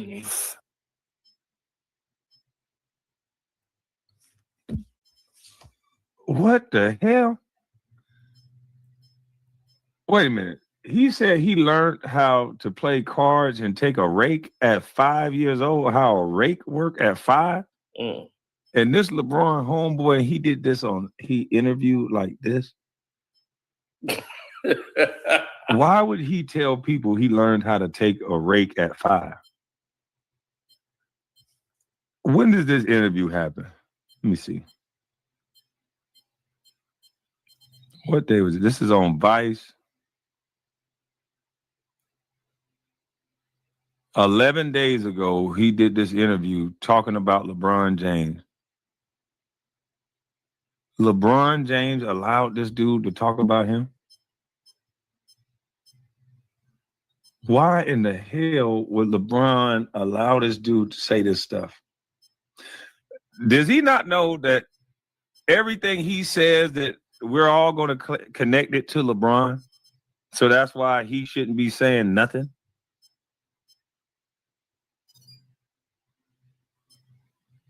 This guy is so, if he started learning how to gamble and take rakes at 5, then this dude could, let me just play this. This ain't smart at all. But my job was, and at 5, my grandmother taught me how to play pity pat, how to shoot craps. And then I learned, I didn't get to do it, but I knew how the rake worked. But my job was at the end of the night. And the end of the night could be 5 in the morning, just depends on how long the players play. It could be 7. She'd wake me up, and I'd sweep up the cigarette butts, the beer cans, change, maybe some money. Yes, and finders keepers. Yeah. But my grandmother taught me a valuable lesson, which was whatever I found, and I'd find $1 or $5. Sure. But every night, a good night, I could find $20. Yeah, on a bad night, I'd find $2. Yeah. And the rule of my grandmother was, whatever I found was mine, except for the next day in the lottery, I put a number in for her. That was the only. She taught me a valuable lesson, which is I'm cleaning. But it's her house. So really what's on the floor is hers. She gets her big no matter what. She gets her big no matter what. She taught me what it means to take a big and why people get bigs or not. Yeah. And that's how I grew up from 5 until... lower. Can anybody tell me what the hell a VIG is? What is a VIG? Because I wasn't gambling at 5 years old. This is how you get a VIG? People get bigs or not. Yeah. What the hell is a VIG? So that we know, since this guy is so well versed on gambling that he got to let the world know right before, right while they're investigating the NBA for gambling and possibly his close associate. Okay, Vigorous, the middleman. Okay, good. Thank you. No, it's not the middle. That's how I grew up That's from the 5 fee until. that's And charged sorry, by the Laura, and you can tell me I bookmaker want the truth for the here, win. is that she named you That's Maverick. the She named me. She loved the show. margin, the take. Who is the tall, dark stranger there? Maverick is the name. Rise on the trail to who knows where. In retrospect, later in life, Maverick. It's about a guy, Brett Maverick, and his brother, Bart Maverick, which is their last name. Which I often tell people who know that show, if I'm at the airport or wherever, and someone asks me my name, if they're old enough to have watched that show, they often ask me, is that your last name? Yeah. Because on the show, that was the guy's last name, wasn't it? She took it and made it my first name. And she told, I would have been her youngest grandchild because my dad was the youngest. So, and she told my mom, you're going to name that boy Maverick. And that was how I got my name. He always carried $100 bill. I always keep a $100 bill because of that show. And it was James Garner, grew up with it. Correct. And fantastic show. You know, he was sort of the smart. What I love about him, he always danced right on that, a little Batman-esque, I guess, of like, he's definitely for good, but he might have to do some bad to get, he might have to swing to do a little bad to get everything good to happen. And he's a gambler. And correct. And he was a big gambler, horrific. And they made a movie about it with Mel Gibson. Mel Gibson was Maverick, and James Garner is his dad. Correct. Which is funny. Correct. They remade the movie, and Well, this dude's name is Maverick, a born risk taker, gambler, and he's around the biggest basketball player in the world, who is now being investigated from a gambling scandal. And this guy is getting up here and telling us about things from when he was 5 years old, but he can't remember if he placed a bet on LeBron James' game. I'm no federal agent. Hell, I'm not the sharpest knife in the drawer. But I do know that if I say that I can't remember something that happened a couple years ago, then I'm damn sure not gonna get on camera and start talking about what I remember at 5. This guy doesn't seem to be slow. He doesn't seem to be stupid. He seems to have a very good, vivid memory. He remember everything about gambling. He seems to enjoy it. His eyes is lighting up almost talking about the story. But when asked, was he betting on games, he couldn't remember. I just don't think this is smart. I don't get why he's doing this. Grandmother told my mom that. My mom said, absolutely, we're doing it. She went with it. I've never asked my mom what was her second choice because I really don't give a shit because I don't want any other name. I love my name. But I never asked my mom what was her choice. But my grandmother, and to put a fine point on the story, when my mom went into labor, my grandmother left a poker game to go to the hospital. Wow. That's a fact. Football season is upon us. And this season, we've teamed up with BetMGM. We'll be using... I think if my name was, no disrespect to any name, but if my name was Michael. Yeah, Steve. Steve, I don't know if I'd be the same person. I think it's just the way it is that there is something about my name that kind of is destiny to go and try and be the person that your name says you should be. You're a Maverick. Yeah. You became a Maverick. Now you're also... Tell what, that story is cute, but he was named after a deck of cards. Maverick has going to jail. He said Maverick is slow as hell. If incriminating was a person, it will be this dude. I just don't understand the purpose of this. I'm just trying to, I'm just trying to understand what's going on here. A hustler, and I mean that in a good sense, and a capitalist, I mean that in a good sense. You learn, look, we've got to make money in this life because you came from nothing. If you grow up with no money, money takes an inordinate sort of part of your ontology, your metaphysics, but for a reason. For sure. And so I want to go back to that, sweeping up for money, figuring out money, how you can make money, and then how that sort of taught you, because then all of a sudden at a very young age, you were thrown into real capitalism, real big time deal making, but you've kind of had training. And when you get thrust into these like Time Warner meetings and Disney meetings, and you're in with the biggest guys, and you're going, what the fuck am I going to do? It all just goes back to your youth and my youth. When you make deals, it's not a lot different than making deals on the schoolyard or in the after hours. Correct. There's the learning of people. Yeah. And yeah, you get thrust into it, to your point. And that was his words, not mine. He said Maverick was a risk taker. Always had $100 in his pocket, a risk taker. That was his words, not mine. we designed the system. This is the system we're born into. And we were born into this level of the system. So to your point, I was born with nothing, no money, nothing, a very loving family, but a family led by my grandmother and then my dad and the rest of them, but mostly my grandmother and my dad, who like put a pretty sharp emphasis on, you have to earn your way in this world, son. You understand that? Yeah. In some ways they would say it, a lot of ways they would do it, but it was just a thing. Like if you don't earn, you don't get to enjoy things. Like that's just the way it worked. And my grandmother built that into, I mean, she woke up every day, figuring out, okay, how am I gonna, what's next? What am I gonna do? What am I gonna, that was just on her mind. That's who she was. I tell people every day she woke up, she put a white apron on, she kept clean white aprons. No matter what she put on, she put a white apron on every day, tied it around her neck and her waist at about 5 o'clock in the morning, and went down in her kitchen, and she'd take a pencil or pen and stick it in her hair, so it'd be coming out of a thing, and she had notepads that she kept in her pockets of her apron. One notepad was her list of people who owed her money. Shane owes me 20 bucks. Like money on the street, like loan shark. Yeah, like a loan. Or you were in the after hours last Friday, and you said, Miss Carter, you got credit. Can I get a couple of shots of whiskey, and I'll pay you next Friday when I get paid? Or can I get a half a pint? I know, very so. And she had.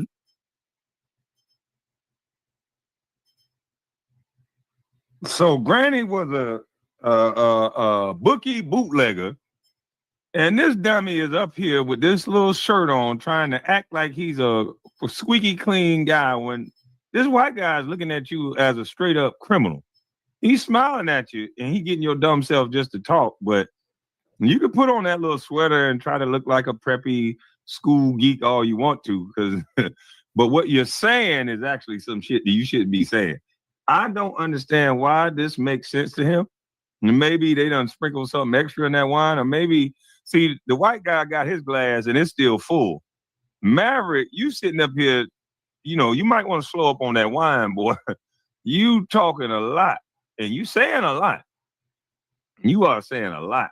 You were raised by a bootlegging, very well prepared granny.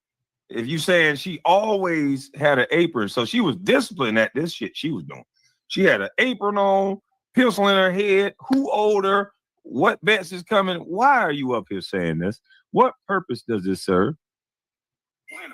Please tell us, why are you up here saying this? You might as well just say you finna tell on LeBron, because I don't understand why you saying this. This don't make no sense. The last thing LeBron, any of one of his friends need to be doing is on camera saying any damn thing. With all this smoke around this man's name, you are, whether you like it or not, you like it when you get his money, you're attached to LeBron James.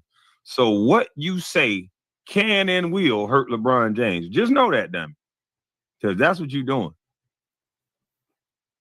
All the names of people who owed her money, she crossed them off. It was like her ledger, basically. Yeah. So her ledger was in one pocket. In the middle pocket was groceries she needed, because she always cooked. Groceries she needed, and I needed to go get some. Sorry, is there food at the after hours? There's food at the after hours. I was gonna say, if you're playing, it's free. Oof. If you're not playing, you pay $5 wow. for a plate. If you're playing, it's on the house. You get one a plate. We call them plates. This is like a plate of food. Yeah. And then so she'd have her grocery list was in the middle, and in the left pocket was she played the numbers. She loved playing lottery. Sure. And she'd be dilly and dallying with what she. For everybody's edification, numbers are the lottery of the neighborhood. The lottery of the neighborhood. You pick numbers. Correct. You pay some money, and if it comes back. Correct. And before lottery became legal, when she was doing it long before I was born, you played it based off the last 3 or 4 digits of the NASDAQ. Oh, okay. That's how it was based. The original numbers before the states, now states run lottery. I think all 50 states run lottery, yeah. I'm sure. Before that, it was based off the last 3 numbers of the NASDAQ that day. And she told me that. That goes way back. Wow. It was run by the mob. It was run by the mob. Yeah. And in black communities, it was run, one of the most famous women, Stephanie Sinclair. Boy, this boy is really well versed in fucking gambling. Yeah. He said it was based off of the last 3 numbers of the NASDAQ. What the fuck? Wait a minute. This boy here, he is a mastermind of gambling around LeBron James. Basically, he's showing who he is, and he's this close to LeBron. He's run by the mob, and in black community. And she told me that goes way back. It was based off the last 3 numbers of the NASDAQ that day. And it's based off the last 3 numbers of the last NASDAQ that day. How the fuck does he know this? I don't even know if most good gamblers know this. This guy must be an expert gambler. But his grandma must have been a hell of a gambler. Boy, grandma was an OG or is an OG. Jesus Christ. She told me that goes way back. Wow. It was run by the mob. It was run by the mob. Yeah. And in black communities, it was run, one of the most famous women, Stephanie St. Clair in Harlem, had a big numbers racket. The mob, the Irish mob ran it. All the mobs ran it. Dutch Schultz, yeah. My grandmother was always, she knew all the guys who ran. I mean, this is before I was born. Up until I was born, the same guys who ran the numbers in the black community where I'm from, she knew them very well. Yeah. He might as well put a beacon light over his head. Hey, feds, I'm the one that you get to LeBron. Hey, feds, me. I'm over here. I'm going to tell you everything. I'm going to do it in the interview so I'm not snitching. I'm the one know everything about gambling through my grandmother who is attached to the mob. So maybe I'm the one who's talking to Chauncey Billups and all these guys that's been around LeBron. And maybe that's explaining why Chauncey Billups wore a Clutch Sports shirt because Maverick Carter is attached to Clutch Sports. And this guy knows every goddamn on thing about gambling. Why in the world is he doing this interview? Golly. This is nuts. I don't think he liked LeBron no more. She would let them come and they'd book numbers at the after hours and collect and pay. She did business with them. Sure. So 3 pockets in her apron every day. And that's what she did. So I saw that. So you just know. Yes, the super chat and cash app You got to figure this out every day if you want to eat. I know what this is. I know what we looking at right here. I think I know it. They will lead to an investigation so that because all they want to tell, all of them want to tell. They don't want to go to jail. They want to tell, but they want to do it in a way so that they don't get called a snitch. So this is his way to not get called a snitch. This is like snitching in the pretrial hearing, something that leads to an arrest and give you good behavior, a good time, a recommendation from the judge and everybody else to give you a lenient sentence. That's what I think we're looking at here. This is crazy because the reason why it makes no sense is because it doesn't. The only way this makes sense is if this young man is doing it like he's doing an interview, and all of this stuff in this interview is stuff that should not be said. That last part about his grandmother being attached to all these different people, it's going to show how intelligent this guy is and how well versed he is in gambling. And then so it's going to pretty sure him and LeBron had conversations before. So the feds is going to say, oh shit, no, this actually could be possible now with this guy writing down, saying all this shit. And they're just going to be taking notes. This is what he's doing. He's snitching in the pre-trial hearing. He's not going to be on anybody's paperwork. He's saying all this stuff and nobody understands why. This is why. This guy told the feds or told whoever the last time he got caught gambling or asked about being a gambler, did you bet on LeBron James? He said, I don't know. The feds knew he was lying. The feds don't play that. You don't know, huh? So we can't get you with perjury. We can't tell you what you know and don't know. Well, here's what we're going to tell you. You with us now. And that's what this sounds like. You with the feds now, buddy, in my opinion. So that idea of, to your point of big capitalism, I didn't realize till in my 20s, much later in life, but I was kind of born into a capitalistic hustler, figure your way out, entrepreneurial. She didn't have to run it after hours. No. It's nothing in the law that she had to run it after hours. She did it because she wanted to make money. She wanted to make more money. Her husband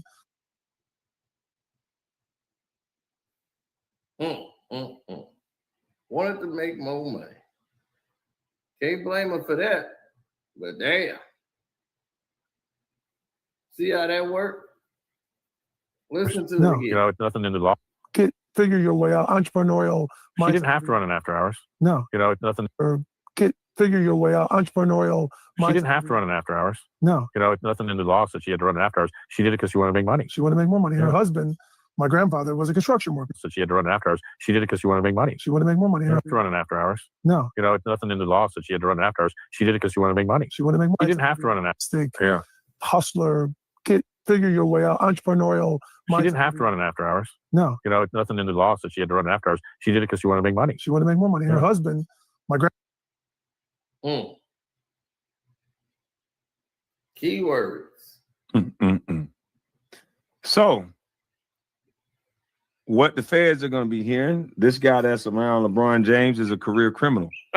He's from a lifestyle, or he's from parents that they do things that they didn't even have to do. It's greed. They didn't even have to run this after hours. No, she didn't have to run this after hours. She just did it to make more money. This guy connected to LeBron James, a seedy character. For those of us who say LeBron James wouldn't do nothing like this, why the hell would he do that? He don't have to do this. This guy just said on the interview that his character and how he was raised is that even when you don't have to do something, you just can do it just to make more money. He's connecting something to LeBron without telling y'all people. These feds are very good. That question, that was a pointed question there, buddy. She didn't have to do this. I'm going to say, yes, she did. Because which one is it? You grew up poor without money? Because you said you grew up poor. So if you grew up poor, she had to do it. Now you're saying that you grew up in a way where your grandmother didn't have to do it, but she still did it. Didn't have to break the law, but she still did it. This is who LeBron is next to. This is what you wanted us to know about you being next to LeBron, that you would break the law even if you don't have to. That's how the feds are going to think. I know y'all think this is about his grandma. This grandma is just misdirection. This is about a guy who's detailing to the feds that he has been since 5 years old, a career criminal mentality. And he's around the biggest basketball player in today's game. Because every fed and every regular person is going to ask, they're going to automatically say, LeBron wouldn't do nothing like that. He got money. Why would he do that? But when you're around somebody like this, damnedest things could happen. When you're around somebody like this, and this guy is a weasel.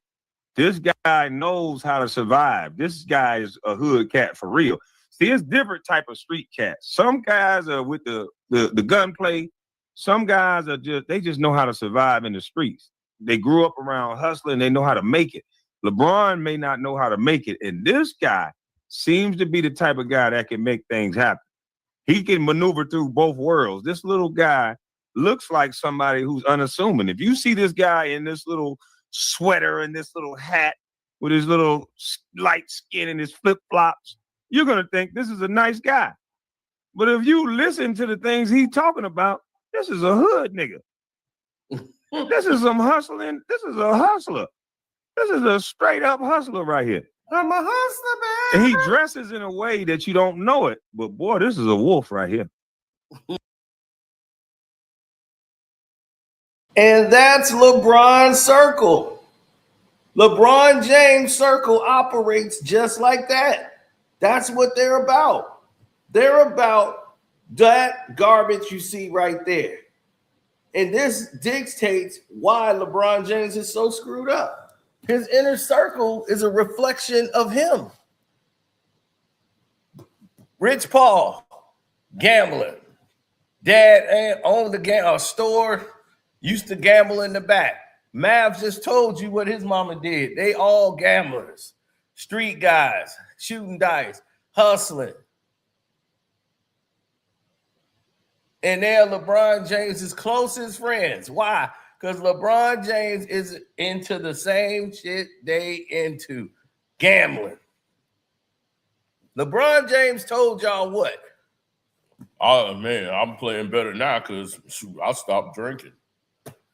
First of all, he's a goddamn lie. Goddamn alcoholic. and not stop drinking. 2, nobody in the world stopped drinking and all of a sudden they running faster, they jumping again. Hell no. You was on the same shit Paul George is on. Paul George found out what you was doing, took it, and was like, hey, man, I'm flying. He doing 360 dunks in practice, and then here they come testing him. But they know they ain't testing LeBron. See, LeBron got the exemption. They don't care what Bron do. Let him go on and take the stuff. Because it hurts them if he tests positive. They can't have LeBron test positive. Hell no. That would crush the whole league. It'll crush all the stuff they done built.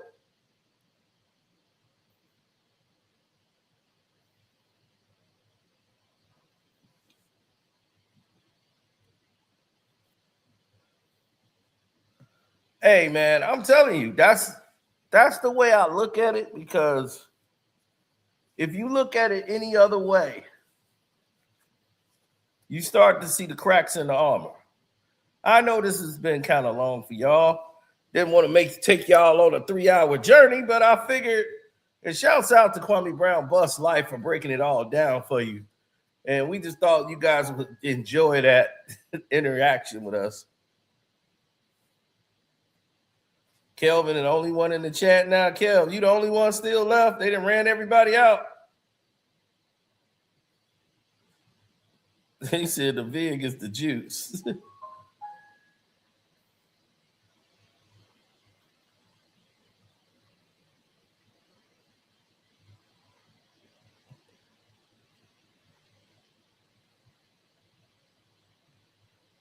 Yeah, they done ran the chat up out of here.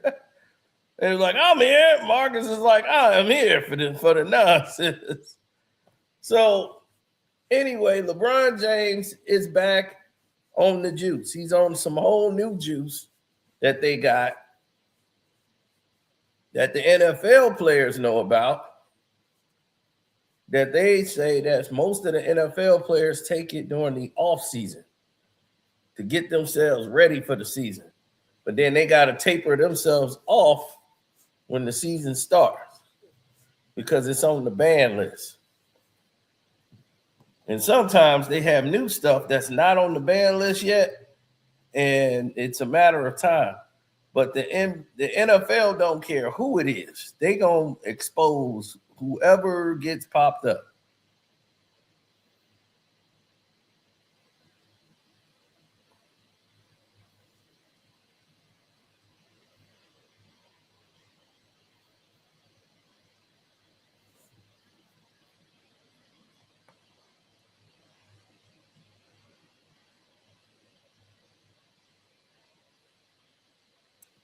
Now,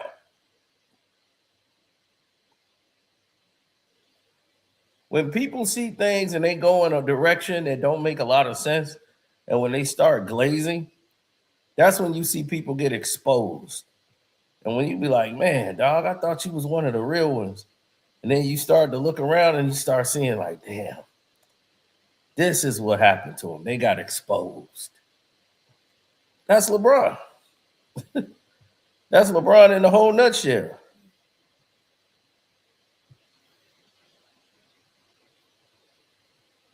You start thinking about it when you start thinking about LeBron, right?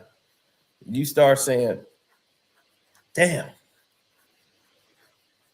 I wish he was on the level. Damn, I wish LeBron was this. Man, I wish LeBron was, somebody genuine. I wish LeBron was the player that they say he is. Like, I wish he was this good.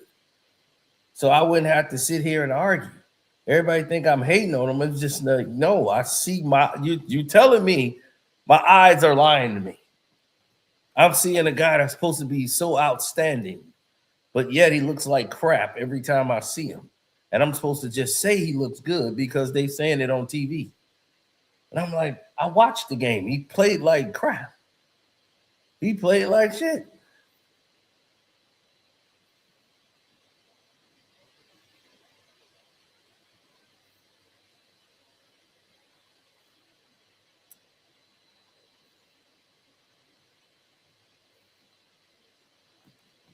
No.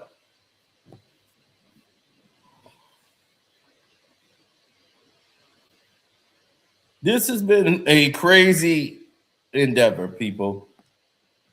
And the reason why I say a crazy endeavor is because when you see things that don't match up and you start seeing what they call the media switch up. Now, when Luka comes out and do something in LA, the same things they used to talk about with Luka in Dallas, they don't talk about in LA. He doesn't get half of the bashing that he did when he was in Dallas. Now that he's with the Lakers, everybody knows Luka's not a great defender. They cover that right on up. But look at what else he done. No one else can do what Luka Doncic can do. You hear that right now. Yeah, well, give me 35, 8, and 8 every night, and we can make up for defense. You got other guys that can help you out on defense. You see, you have guys that would do that and say this back and forth. But when you have like maybe like people that like to ride for people, it is cool if you want to ride for your guys, but if they on bullshit, you gotta say, hey man, that was some bullshit. And other people, if they don't like it or they get mad about it and they don't respect it, then they ain't your friends anyway. I'd be like, look, dog, I'm saying it off of something that's real. If you don't respect what I said, then you ain't my friend anyway. If I did something that was bogus, if I'm sitting here getting mad that you told me what I did you thought was bogus, and I'm getting mad because you told me, I'm not a real friend to you. I could disagree, but I can't get mad at you for it. That's just dumb. But that's what these people think. They think they've earned your loyalty blindly. Right or wrong? No, that's not me. I'm not the right or wrong guy. If you right, you right. If you wrong, that don't mean I'm riding with you if you wrong. You got some people that do that. Like, man, I don't care if you right or you wrong. I'm riding with you till the wheels fall off. And if you wrong, I'm going to tell you, man, hey, no, you wrong. Hey, man, well, that's okay. You got to ride with me anyway. No, I don't. I don't ride for wrong. I ride for the right. So be right.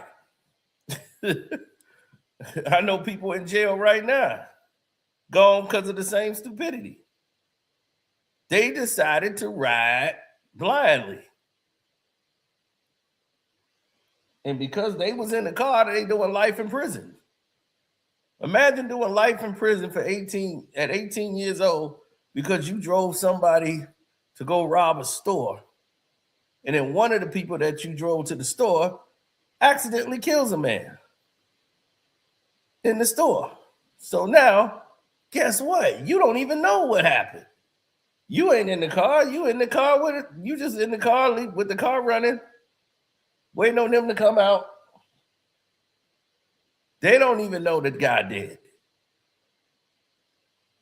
They done beat this old man upside the head with a pistol for no reason. For no reason. The one guy who did it for no reason. The old man wasn't putting up any resistance. They got what they wanted. And they end up killing the man. And when they killed the man, the guy who was driving the car didn't even know. They didn't even know. They just said, oh, I knocked this dude out, man. I got the stuff, man. We got it. Next thing you know, you did that in an area where there's a lot of white people. They don't have these type of crimes in that area. And here it is, some black folks and a one Latino that did a crime in this area. Oh, you all... Then that man ended up passing away, the old man. So now, guess what? Everybody's getting life.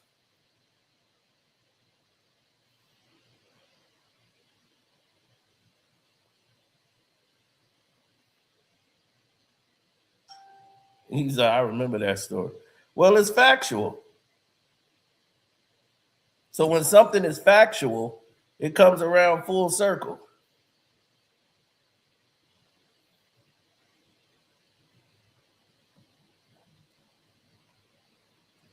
So that's why I never ride with somebody if they wrong.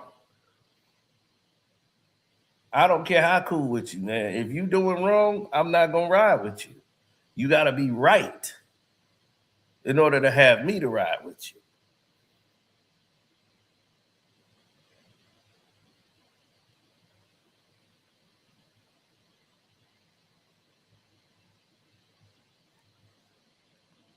That's why I tell him. He's like, man, you with me, man, if I'm right or wrong. I'm like, I ain't never stood with you when you was wrong.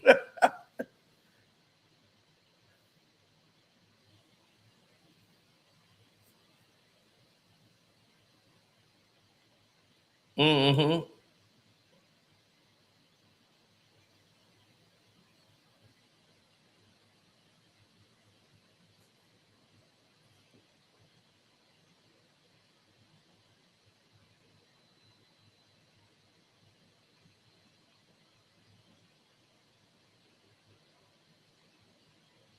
Well, when people don't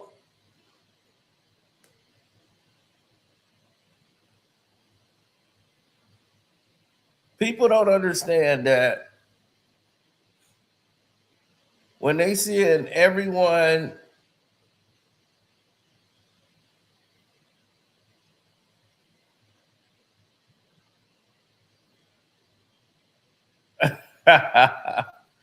that came along and did all of these, let's say, these narratives.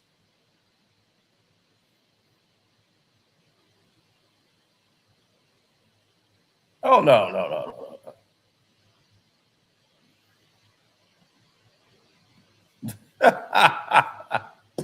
No. I'm not even tripping on